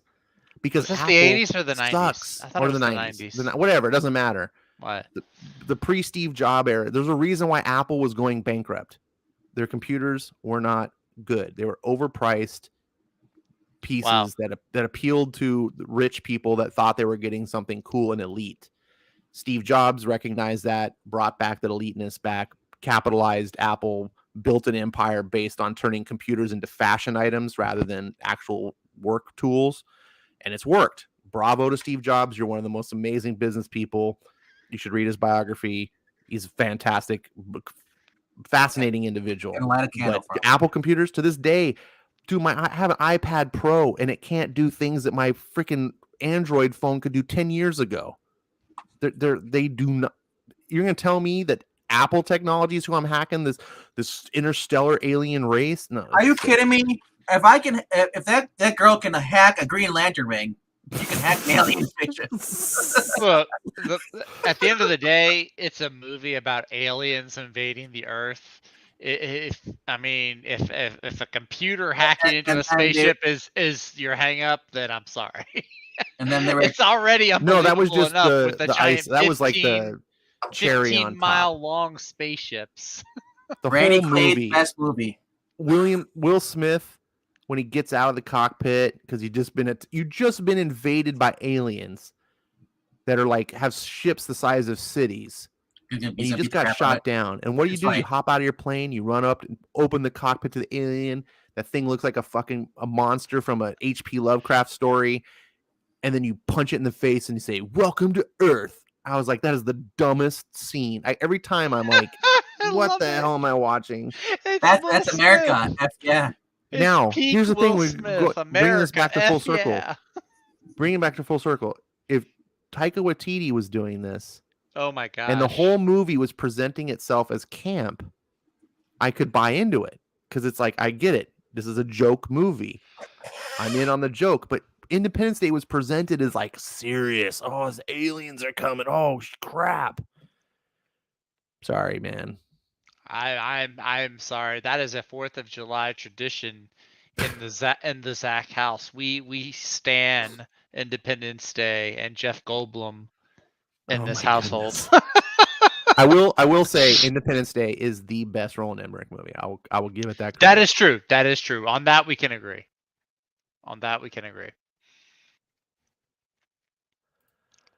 I will say this, Rhaegar, because Last Jedi is actually a good movie. He is a man of complicated taste, Rhaegar. This is the most maligned movie in existence. I've never seen more groupthink towards a movie. We were talking about on Eastream about this like most popular remakes that came out in the past 10 years. Dude, I was thinking of it because you're talking about these movies. I like The Great Gatsby. You know, I still haven't seen that. With Leonardo DiCaprio? With Leo? Yeah, I still haven't seen it. I haven't seen it either. Well, it's very anti-male because the guy, I'll just say it. It doesn't really end well for him, but wasn't that the story? Yeah, well, that was the story, yeah. So it was the original story, if you know the original story, yeah. The other one I like by him is The Aviator. I didn't see that one either. That is a good You're talking about the actor. Yeah, The Aviator's good. Yeah, when that one came out, I was still a young lad, and I knew my parents wouldn't allow me to see it. So Ash, bring in the milk. Bring in the milk. That's all I think of that movie. a lot of Leo's movies I was not allowed to see actually as a kid. Shoot, Wolf of Wall Street came out. I decided. Wait. That is not a movie for kids. I was a grown. Well, I had just moved out when Wolf of Wall Street, so I was like, oh yeah, let me catch it on streaming. And so I started. And like 5 minutes in, I was like, oh, this is why Mom and Dad. Zach, were you not allowed to watch Titanic? Never saw Titanic. The only Leonardo DiCaprio movies that we ever saw, I'm trying to think. There's one for sure. And that was The Man in the Iron Mask. The movie basically, I could spoil the whole entire movie right here, but I know the ship sinks, and I know Leo. No, great. Talking to Mr. Quirks over there. Oh, okay, I was about to say. I mean, if it was, I probably shouldn't even respond to him. I mean, if it was Jimmy Flox, my guy, then I would, But Great Gatsby, the whole movie. I mean, I can tell you how it ends, and to me, it's just like I was so pissed. Well, Jimmy says it's like the book. I never read the book. Yeah, well, read the book. But that's another thing my parents did. RDV does not read books. If a movie was ever based off of a book, we had to read the book before we saw it in my house. So do you want me to explain it is, or otherwise you're gonna watch it yourself? I'm not gonna watch it tomorrow. I mean, I've got work I gotta do. The Great Gatsby, he spends his time doing all this stuff with this girl. Yeah. Only for her to choose her husband over him, and she ends up committing murder. Murdering someone, and he basically takes rap for her. Oh, so it's Casablanca. And then I think he gets shot at the end too. So it's Casablanca with the sad ending. Yeah. Okay. That's basically Casablanca. Yeah. Because in Casablanca, Rick, played by Humphrey Bogart, steps in and helps his ex-girlfriend, who's now with another guy, as they're fleeing from Nazis. And he steps in and tries to stop the Nazis from getting her, and she flies off with her new lover, and Humphrey gets left behind in Casablanca. All right, so Skip saying Twin, watch that movie ASAP. It's our kind of movie. I'm gonna do it as soon as possible, Twin. Sadder ending. Yes, you're right. Sadder ending, because it is still sad. He does still miss out on the girl at the end of Casablanca. They turned Leonardo DiCaprio. They turned it into a romance movie. Yeah, and that's Isn't that most Leonardo movies or romance movies? Even though there were other plots, yes, there's other plots, but the majority of it was just the whole Leo thing. Even The Man in the Iron Mask had a lot of romance to it. Yeah. That was an excellent movie, though. As far as Leo movies go, I highly recommend if you haven't seen The Man in the Iron Mask. I can't think of a Leo movie actually that I didn't like. Oh, Grapes of Wrath? Inception was good. Yeah. No, I never saw Grapes of Wrath. Oh no! What's Eating Gilbert Grape? I still have to see... that was the movie that he made his name. I still need to see the youngest nominated person for Academy Award. Are you getting Samurai Sonia? I still need to see Once Upon a Time in Hollywood. I do too. But yeah, like I'm thinking of all the Leo movies. Like even the movie he did after Titanic, The Beach, was pretty good. Life's Heroes has been a good book. The Departed was good. I remember seeing Departed's real good. Oh no, Catch Me If You Can. That was a good movie. Yeah. I love Catch Me If You Can. Revenant, have you seen that? And speaking of Sam Raimi, bringing it back to Sam Raimi, The Quick and the Dead, the Western that he did. Oh, Quick and the Dead's great. Yeah. I saw that for the first time. What was it? Maybe 2 months ago. I wanted to watch it because I was about to watch Multiverse of Madness, and I wanted to see some other Sam Raimi movie that wasn't Spider-Man. So I found Quick and the Dead. I think it was on Netflix. Dude, Sam Raimi does not make bad movies. No, Quick and the Dead was really fun. I enjoyed it. Russell Crowe, going back to Russell Crowe, he was in that one too. Even movies that I would think that I'm like, it's not really for me, whatever. Like he made one of my favorite baseball movies, For Love of the Game. All right, so I'm looking at Leo's IMDb. He's announced he's gonna be the producer for Akira. Akira? Yeah. Oh, he's been in line for that for like 10 years. Captain Planet. Oh God, please no. Atari. And then he's going to do Roosevelt, and then there's one solution about Corporation. And then here's Jim Jones. Wait, he's in line to play Theodore Roosevelt in a movie about Theodore Roosevelt? No, he's producing it because he already did a TV series. No, I see him as actor. I'm looking at his acting list right here. And apparently there's a movie called Roosevelt where he will be playing Theodore Roosevelt. And I think it's been announced. It hasn't been made or anything yet. He is not who I would pick to play Theodore Roosevelt, though. Not who I would have picked. And it's being directed by Martin Scorsese. What a surprise. His movies are really far in between. I'm looking at Leo's movies. Yeah, it's usually like 1 or 2. Yeah, it's like 2 years between movies for him, usually. Dude, if Scorsese's doing a movie with Leo, I'll watch it because they only do great movies together. Yeah, look at those. Those movies are like one after another, especially when he got to like Inception.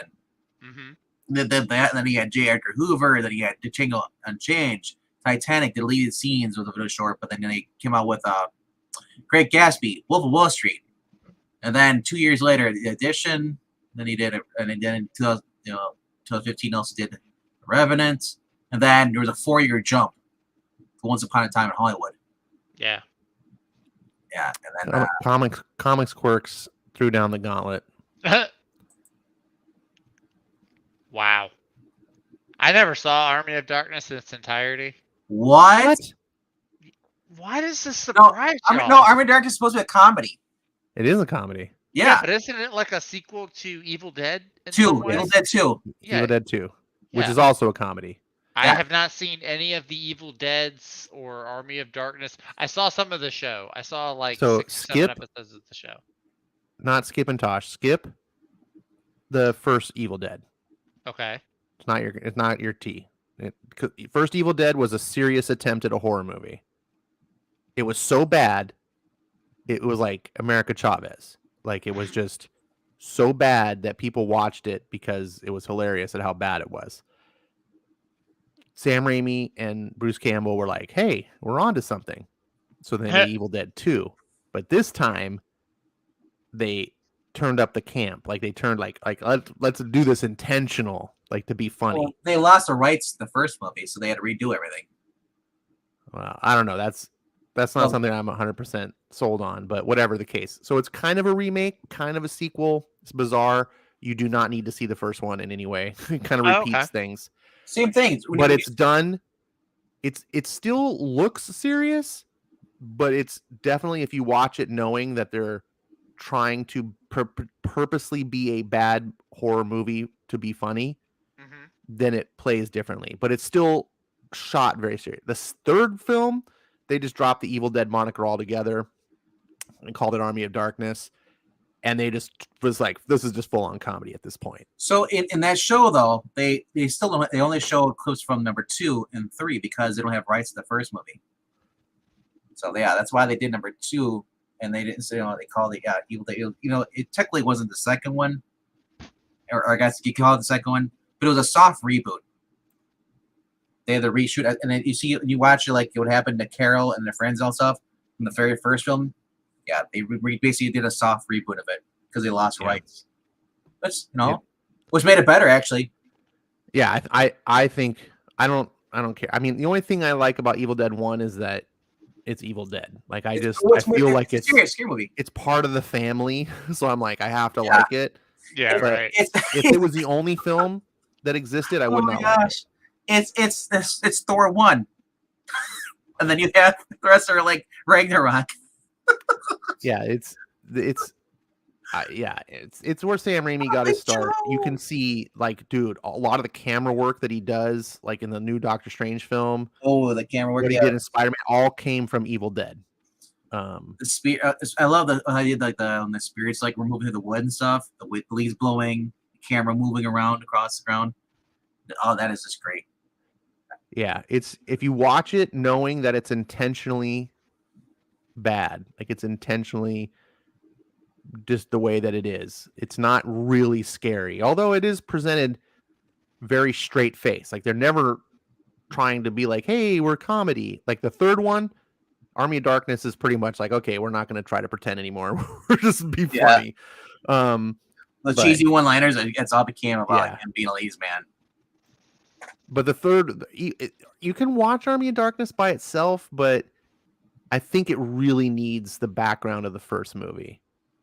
Otherwise, you don't know who Ash really is. And you're just like, well, who is this dumb shit, like running around in the medieval times fighting? Like it'll play weird. But if you've seen Evil Dead 2 and you followed his little journey out in the woods and in the woodshed, and all his friends get killed, and he fights the Deadites and stuff and survives only at the end to screw up, because that's what Ash does. He always screws up. I like the end of. I was gonna say the second one. He first walks into the woodshed, and there's an outline where the chalk outline where the chainsaw was. And then he's got the claymation going on, like his deceased wife, girlfriend Linda. Yeah. It's just in the ballet and stuff. He's going crazy, and the animals going crazy, and the lamp's going like it fits because here's a guy. He's alone in the woods. He's seen some horror, messed up things. He's going crazy, or is he? So like I said, I liked it for what it was. So we're getting some little bit of dispute in the comments section. Who would have known that Quentin Tarantino would be so polarizing to people? What a surprise! What a shocker! I like it. Yeah. Quentin Tarantino's, I think, an acquired taste. I think some films he makes and they're just popular because they just work, and then other ones you kind of have to be a Tarantino fan to really appreciate. But if you are, I just dig the way he does things. And Rhaegar's poking fun of him doing a collection of scenes. But man, they're so good. I always forget about Pulp Fiction being more than just John Travolta and Samuel L. Jackson, because that's all he ever shows is those homages to that. Like you never see. You get the whole story with Bruce Willis. Yeah, I know, but it's never really brought up though. Everybody brings up like the other two. Oh right, yeah. The best one-liners. Michael Clark Duncan got a bat shoved up his butt by Bruce Willis. Samuel Jackson has like just the best quotable lines. So those are going to be memed all the time. Plus Bruce Willis's character goes through some kind of disturbing things. Just best not remembered.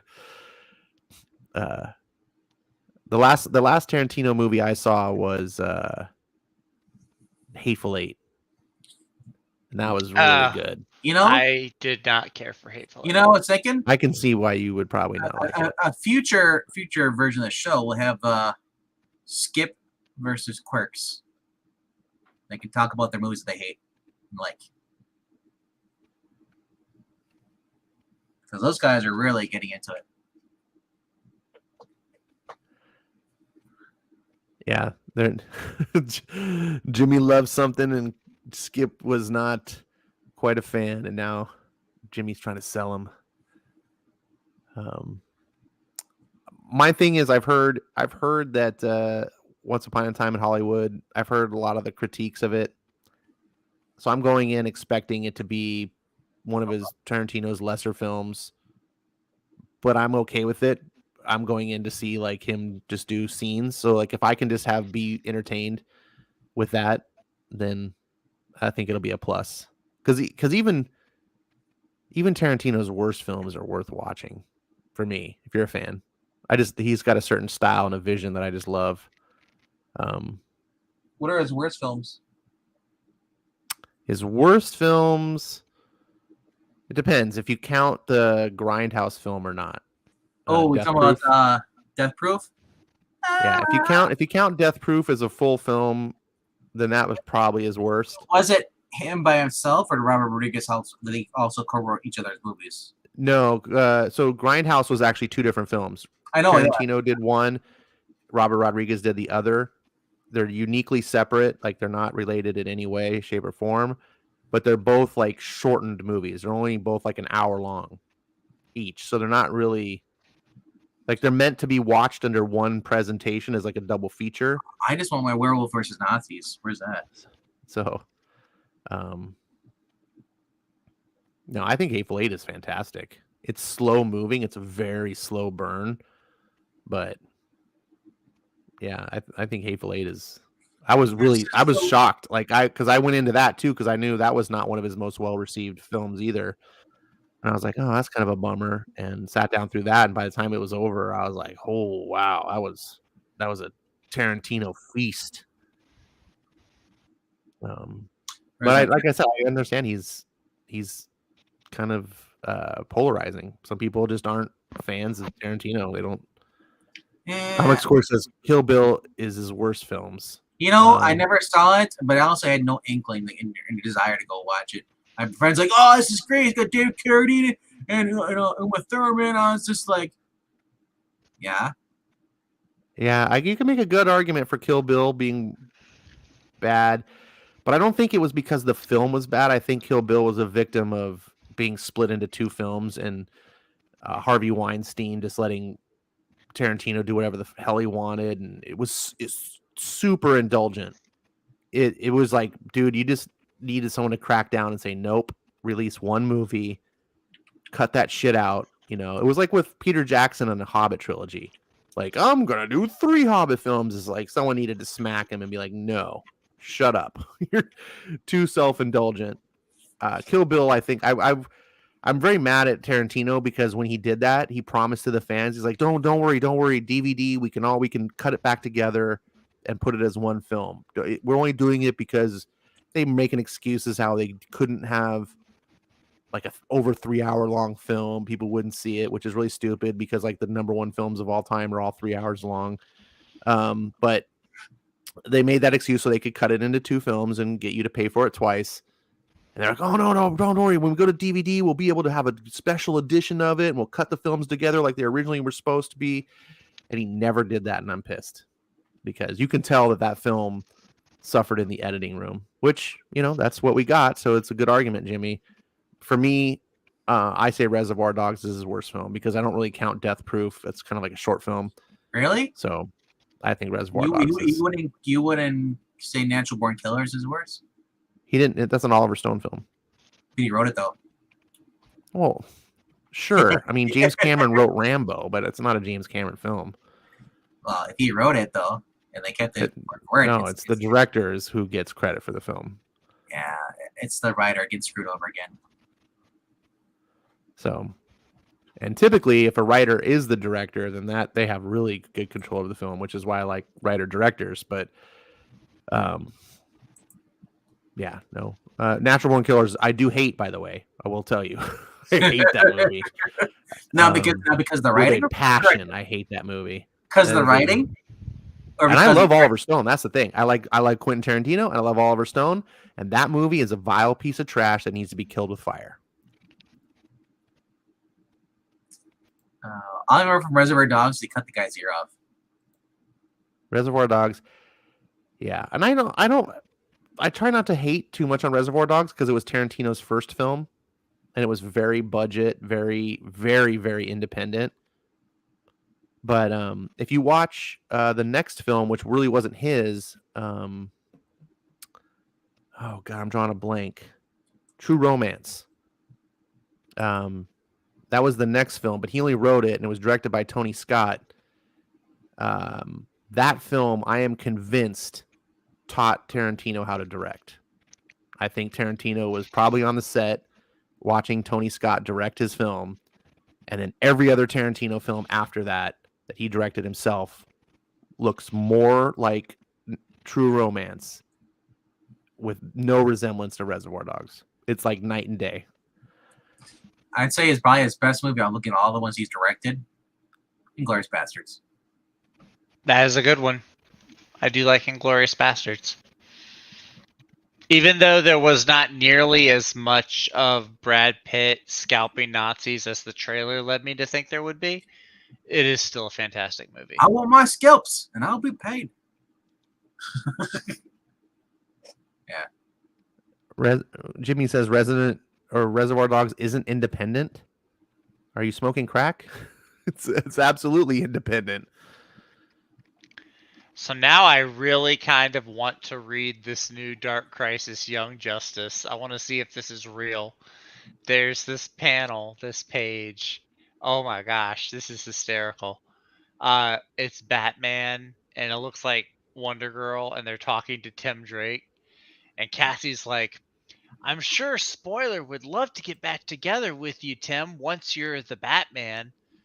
I'm talking about when Tim grows up. And Tim's like, but I don't want to date Stephanie. I'm dating Bernard. And Batman's like, but you will. She's your destiny once you're out of this phase. And people are blowing up on Twitter because they think Batman's being homophobic. You know what?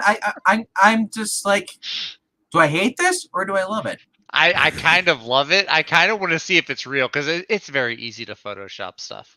But I'm seeing multiple pictures of it on Twitter, so I may have to check it out just to see if that's the case. Dude, I do not see any time in the reasonably near future where Marvel or DC have the balls to go backwards on homosexuality. Well, especially since the writer of this is the one I think that made Tim bi in the first place. Yeah, there is no way that they make a character gay and then not. There's no wouldn't that be hysterical way. though? Like if the writer that made Tim bi in the first place is the one that undoes it or has another character like be against it. That would because all the people that are gonna get mad, because people will get mad. They would be getting mad at the same person that made Tim gay to begin with. It'd be hysterical. Must be preview pages because it's nowhere out. I saw it on Twitter. Jimmy, I just want to comment. I remember a time when you said Jojo Rabbit was your favorite movie ever made. It is, and that came out after Inglourious Bastards. So Jojo Rabbit is a good movie. JoJo. Well, I'm just saying. I don't know what I'm saying, but I'm just saying. Rhaegar says he's never saw True Romance, and Glorious Bastards is not better than Once Upon a Time or Django. I think Django is Tarantino's best film. Why are you calling it Django? Because I'm just seeing it. I know it's Django. It's just I see the letters. I can't help myself. It's like when I say Mark Millar. I know it's Miller, but I just can't help say Millar. What was the other one with the lizard? Does that Rango? Randall. No, Rango. Yeah. Rango. I wonder if that came out around the same time as Django. No. Feels like it's. But the fact that Django that came on Unchained was basically a spin-off of the previews in Grindhouse is hilarious. Mm-hmm. Rhaegar, let me adjust it. Rhaegar, so Jojo Rabbit, it does have humor to it. It's a Taika Waititi movie. It does have humor elements to it, but there's also like a lot of like heart and like there's actually scenes that have made me like there's been dust in the air at certain points of that movie, and I may have had to wipe some out of my eye. There's some heart to that movie. It's not just a goofy comedy. Yay! All of Taika Waititi's movies have heart. That's true. Even his appearance in Suicide Squad. You got the touch. Yeah, I thought, dude, did you guys see the film, the Ryan Reynolds film where he was in the video game? Yes, good movie. Guy. I still have Taika not Waititi's like cameo I know in that film. I know he's in it. Yeah. He was. Dude, it cracks me up. I love his character. It's so hammy, but it's so him. It made me laugh. It is him. I know. I saw some of the behind the scenes stuff, and he ad libs a lot. Oh yeah. But yeah, it's funny. He kind of plays the villain. So Quarks he's asking Skip, what's the definition of independent? I didn't see Skip answer, but an independent in film, independents it's kind of like comics, actually, very similar. Independents are movies that are made outside of the studio system. So almost every film has a distributor. That's the only way you can get it distributed. So even if you are an indie film, you have to find a distributor. For example, Star Wars. Star Wars is one of the most Star Wars is the most famous independent film ever made. Star Wars, most people don't realize that Star Wars is an indie film because it's so popular and mainstream, but it was. They found 20th Century Fox to distribute the film, but it was made outside of the studio system. And comics is kind of the same way. Independents are determined by, is it made outside of the big two, since they're the only remaining establishment comic book firms. However, that line's getting blurry in the modern era because there's so many publishers, like independent publishers, that are really kind of just mainstream but just smaller, like Image. Like they're you got Dark Horse, Valiant. Like it's kind of hard to call these indies anymore since they're just small publishers. Mm-hmm. Back in the day, that the system wasn't like that. Like if you were indie, you were indie. Getting back to comic books, I'm reading up this a little synopsis for Axe Judgment Day. Avengers versus the X-Men again. But this time the Eternals as well. And the Eternals basically say the Eternals are involved. They're saying we're the, what does it say? The X-Men claim they're the planet's new gods. The Eternals know that the position's already filled.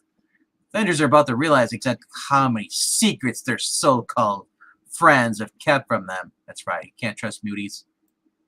So it's Avengers versus X-Men. Yeah. Years of tension led to a volcanic eruption as two worlds burn. Who has leaked the X-Men's secrets to their latest foes? Magneto. No, Firestar. Yeah. Firestar is on the new X-Men team, but she was also an Avenger and a new Warrior, so she's this leak now that So yeah. Anyway. Is that confirmed? That's from panels that I've seen. Okay. Because you know how they do the thing now where it's like, vote for who you want on the X-Men team. Well, this last time they did it, Firestar is one of the members that ended up on the team, which seemed weird to me. But yeah, she is now. And there were panels of Tony and her talking at the Hellfire Gala. So, that's a disgrace to Jack Kirby, putting his art on a variant like that. I will say I am sad that they gave this to Valerio Shitty. Unfortunate name. It's a very unfortunate last name, but I love the dude's artwork though. Like I love his art style. I was gonna say, didn't Wes Thinking Critical do a video on this book? I could have sworn I remember watching. I don't remember. And it looked like trash. I do not recall. I mean, if he talks about it, he probably will. That's true. I could swear Wes did a video on this. If Wes doesn't have a video, I don't know how you would have the book ahead of time. Oh, Skip and Touch says he did. Yeah, he did talk about the book. Well, he showed pages, and it was like, this looks terrible. I was like cringing. Like, I don't know Valerio Shitty's art by name. Like, he's not someone I'm. He was doing the art on when Bendis was on Guardians of the Galaxy, and that's where I was introduced to his art style. I really dig it. I mean, maybe it's just a matter of personal preference, but I don't know his art. Like, he's not one of the people that I go, oh, I imagine him. Like, I know what he is. Yeah. So I can't say good or bad. I just know what I saw. Yeah, on Wes's video looked terrible. Baby Black Cat, it was the alpha issue. Or the alpha. Oh, the issue. I hate issue zeros. I'm so tired of that trend. Like, just start. Okay, that would make sense. Why then the art was bad? It probably was some other. It might have been somebody else artist. Then. Yeah, because Valerio Shitty's art. Because what I'm looking at here on the Google. Yeah. Or actually, this is not the Google. This is Brave Search. Yeah. Which explains why it's not as advanced, but. It actually looks pretty good. So Zach, good call. Good call on the art. He's not bad. That's the final Guardians of the Galaxy, that big one that you were over. Yeah, he's not bad at all. I like him. I bought extra covers of Bendis's last Guardians book because he had a variant cover. So all right. But anyway, he's not great. Oh wait, didn't he do the that Empire series? Yeah, that's what this is from. That's another unfortunate job they gave him. Yeah, that was a bad series, but the art wasn't terrible. The art was not the bad part. The writing was the bad part. Yeah. Oh yeah, here's Empire right here. Yeah. Too bad this guy's not actually doing comics internally more. It's like all the good artists, they just go to covers. Mm-hmm. Unfortunately. Last time, who was that? Jim Chung? Look, they have a pronunciation key. Valerio? It's Valario Skitty. Oh, Skitty. Oh, well, now wow, I've been saying his name all wrong. God, can you imagine if I actually met him? Oh, hi, nice to meet you, Mr. Shitty. I mean, it's Skitty. Okay, good to know. Skitty. Now, if I ever meet him, I won't embarrass myself. Must be Italian. Yeah, he is. Yeah, the last page. Valario Skitty. Valario Skitty.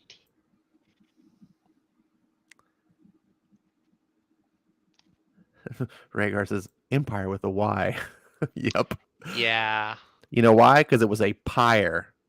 Oh. It was a big old pyre of burning shit. Yep, pretty much.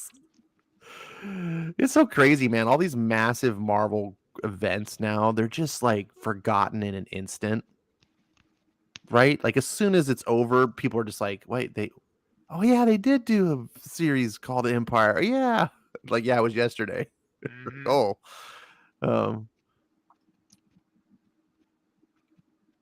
Nightwing 94 looks like Thanos doing a cameo on the cover. Wait, what? Oh yeah, it does. Holy shit! Now I can't unsee it. That is Thanos. My God. Oh man, I hate these postmodern covers like this. I don't know. That doesn't appeal to me. Maybe it appeals to some fans, but not me. It's very appealing. What the yell? I bet you there's a variant cover that's way better. The Flash one. The Flash one's cool. I don't care for that one, but only because that's because you hate Barbara. You're just a big hater. I do hate Barbara. It should be Starfire. You know what? Gosh darn it. Because Barbara is his real love. Starfire was Starfire floppy seconds. No, Starfire. He was with Starfire way before he was with Barbara. Yeah. He almost got married to Starfire before that trollop Raven ruined everything with her demonic possession. Also, the other thing is that Barb already has a boyfriend. Or did.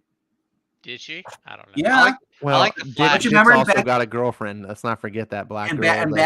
And Batgirl 50, she was living with the guy. See that I like that. Flash. What? That is terrible, Zach. I mean, the art is bad, but I don't get why there's the eyeliner around Flash's eyes. That looks weird. Repent. This looks like silly Billy. Look at that. I like the idea. Flash is drinking from a Nightwing mug, and Nightwing's drinking from a Batman mug. Why did he look retarded, though? And look at the expression. He's got a Band-Aid on his chin, and then he's got a Band-Aid on his nose, and the honey. And this. I like the idea of it. Rhaegar, get out like of the here. Nightwing Raven... costume. I like the simplicity of this design. Yeah. Oh, no, I like the new design. Raven I kind of like the Flash costume, too. That's kind of simplistic. I just hate this style of art. It's like 50s pop culture type of thing. It just does not fit comics to me. Yeah. It just looks like he's just mentally retarded. Oh, there's that. Raven could be a virtuous member, Rhaegar, if she wasn't possessed by her dad every 6 issues. There's that postmodern art again. Look at. Yeah, that's weird. I don't care for that. Look, get it? There's a warning swinging sign. He needs to be in front of the sign. Why would you put the sign in front of the character? You have the character in front. That's who you're trying to showcase. Because you get it? It's like a deer crossing sign, but it's like warning Nightwing might be swinging by sign. Yeah, warning. Oh my gosh, you know what it is? Nightwing swings. But from the point of, like, for a comic, you want him to be in front. Here's the Zach cover. No, that's not me. Zach's going to be getting this one. That's the Gail Simone cover. Ooh. Oh, look at that Speedo. She's the one that's always talking about his cake on Twitter. It's really now. If you would have put a woman, if you would have done a Batgirl cover like this, outrage. It would be outrage galore. We're not sex objects. Oh wait, but men are sex objects. That's weird. This is the cool cover. I don't care for it. It's too dark, too gritty, too. It's Daredevil. Even Nightwing with the Billy Clubs. Is Daredevil. Nightwing is not Daredevil. Nightwing is like you're Spider-Man. Right. He's a poor man's Daredevil. He's a copy. He's DC's inferior clone. He's Spider-Man without the superpowers. He's supposed to be happier. No, he's Daredevil. He's even got the Billy Clubs. Yeah, but he's no. They're Escriva sticks. They're different. Dude, come on. Just like they're different from Moon Knight's truncheons. I like this cover. I don't really like the drawing of the body here. Ooh, it looks very bad by cosplay. Somebody was using Microsoft Paint. Yeah, I don't really like the body here. But what I like about this cover is the composition. Yeah. I like the composition. I think this could be drawn better. But I like the color contrast of the alley lights. It's dark. Like he's hiding in the shadows, so it's supposed to be dark, and then below is bright. Mm-hmm. I like that, but I get it that this one's probably more your style. So you could get this cover. We could all have our favorites. I hate pigeons. Mariko Tsponky just entered the chat. Rats with wings, freaking things. You hate pigeons. That's what you have. That's your problem with this cover. They poop all over. They poop all over your car. They spread disease.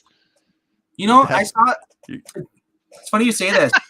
I saw an Instagram reel where this lady was like, she had her balcony, her balcony door open. She lives somewhere in City High Rise, and the pigeons are flying into her house, and just hopping around on the furniture. And she thought it was cute. She's gonna get bird flu. I think pigeons are cool. She's gonna get the new COVID. That's all. Let's see here. I'm not prejudiced to pigeons. You're not reading pigeon bigots. You're not reading the. Pigeons are actually really tasty. Pigeons taste good. Oh, don't click on that. Zach will never shut up. What's that? Nothing. Jurassic League 3. Damn it! Told you to go, man. Gigantosaurus. What are they doing here with the comic book? apparently just Shang-Chi now gets the 10 rings from the movie. Yeah, they're bracelets now. So my question is, where does Sonic? Gotta go fast. Sonic rings. This is the one thing I did not like about the new Doctor Strange movie, is they confirmed that the MCU was 616. No, but then that was terrible. That was in the movie, but then like the actress that plays Miss Marvel is like fights Kevin Feige every time he says that. Yeah. Cause she's like, no, it's not the 616, because if it was 616, Kamala Khan wouldn't be a mutant; she'd be an Inhuman. Right. So I think there's going to be some retcon or something. Not only that, they need to. That was so dumb when he said this is Universe 616. I was like, maybe.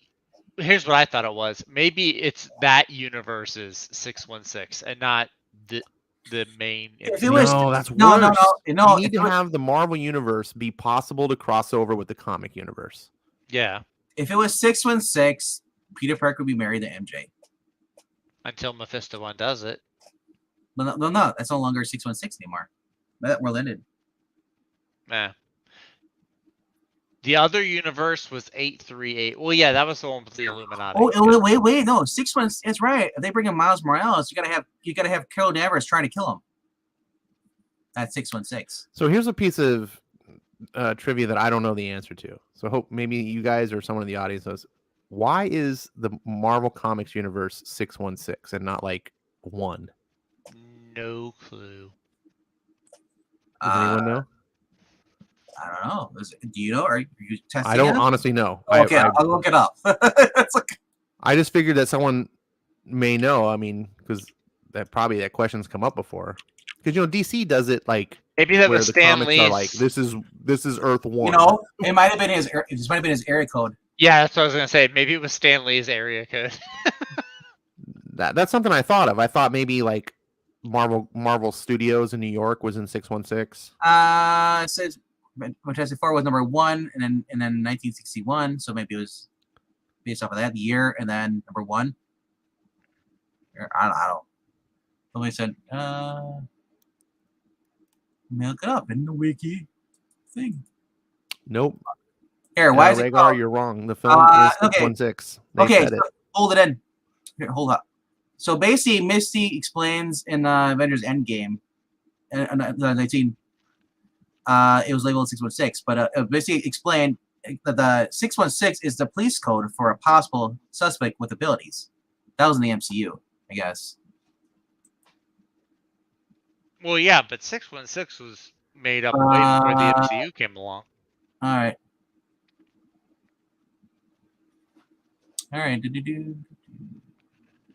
Jimmy says that the 616 was meant to sound like it was random because there are many different universes. Us being Universe 1 is unlikely. Which that's a good explanation. That kind of makes sense.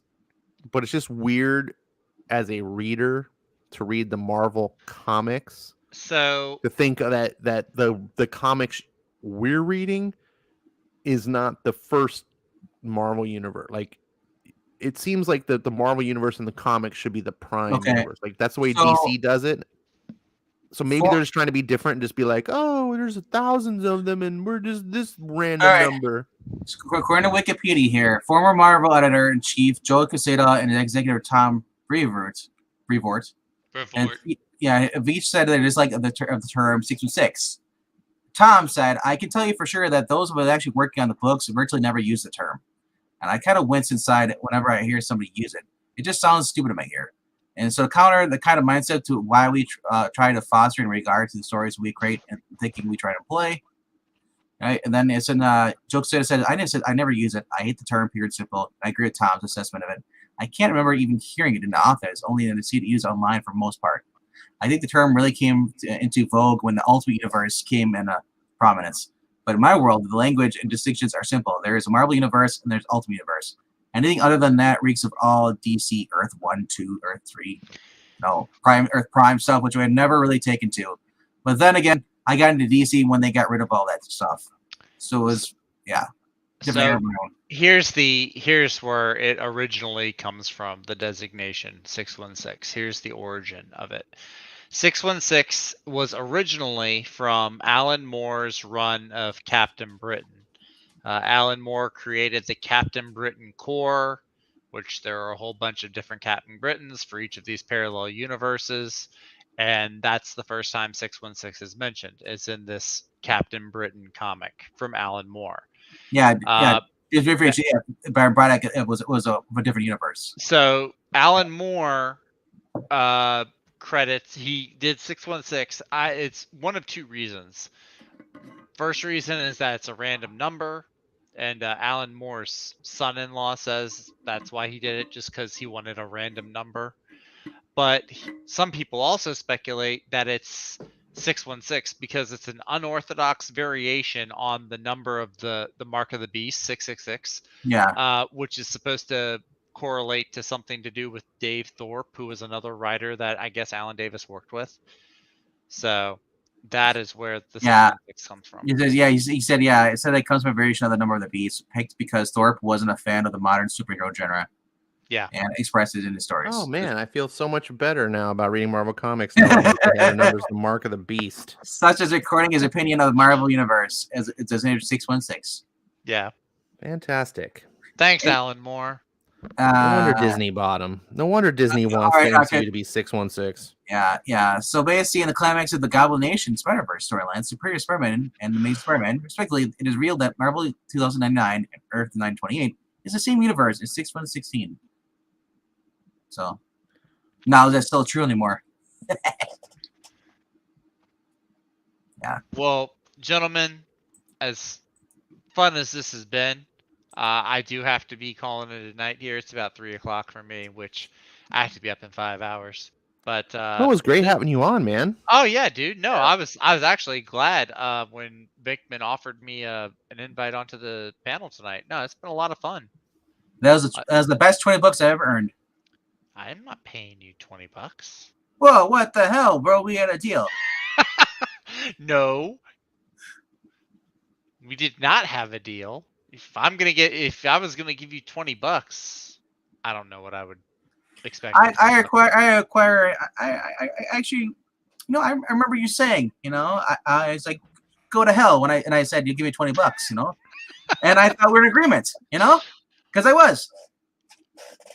No, you should have got it in writing. I wrote it down myself.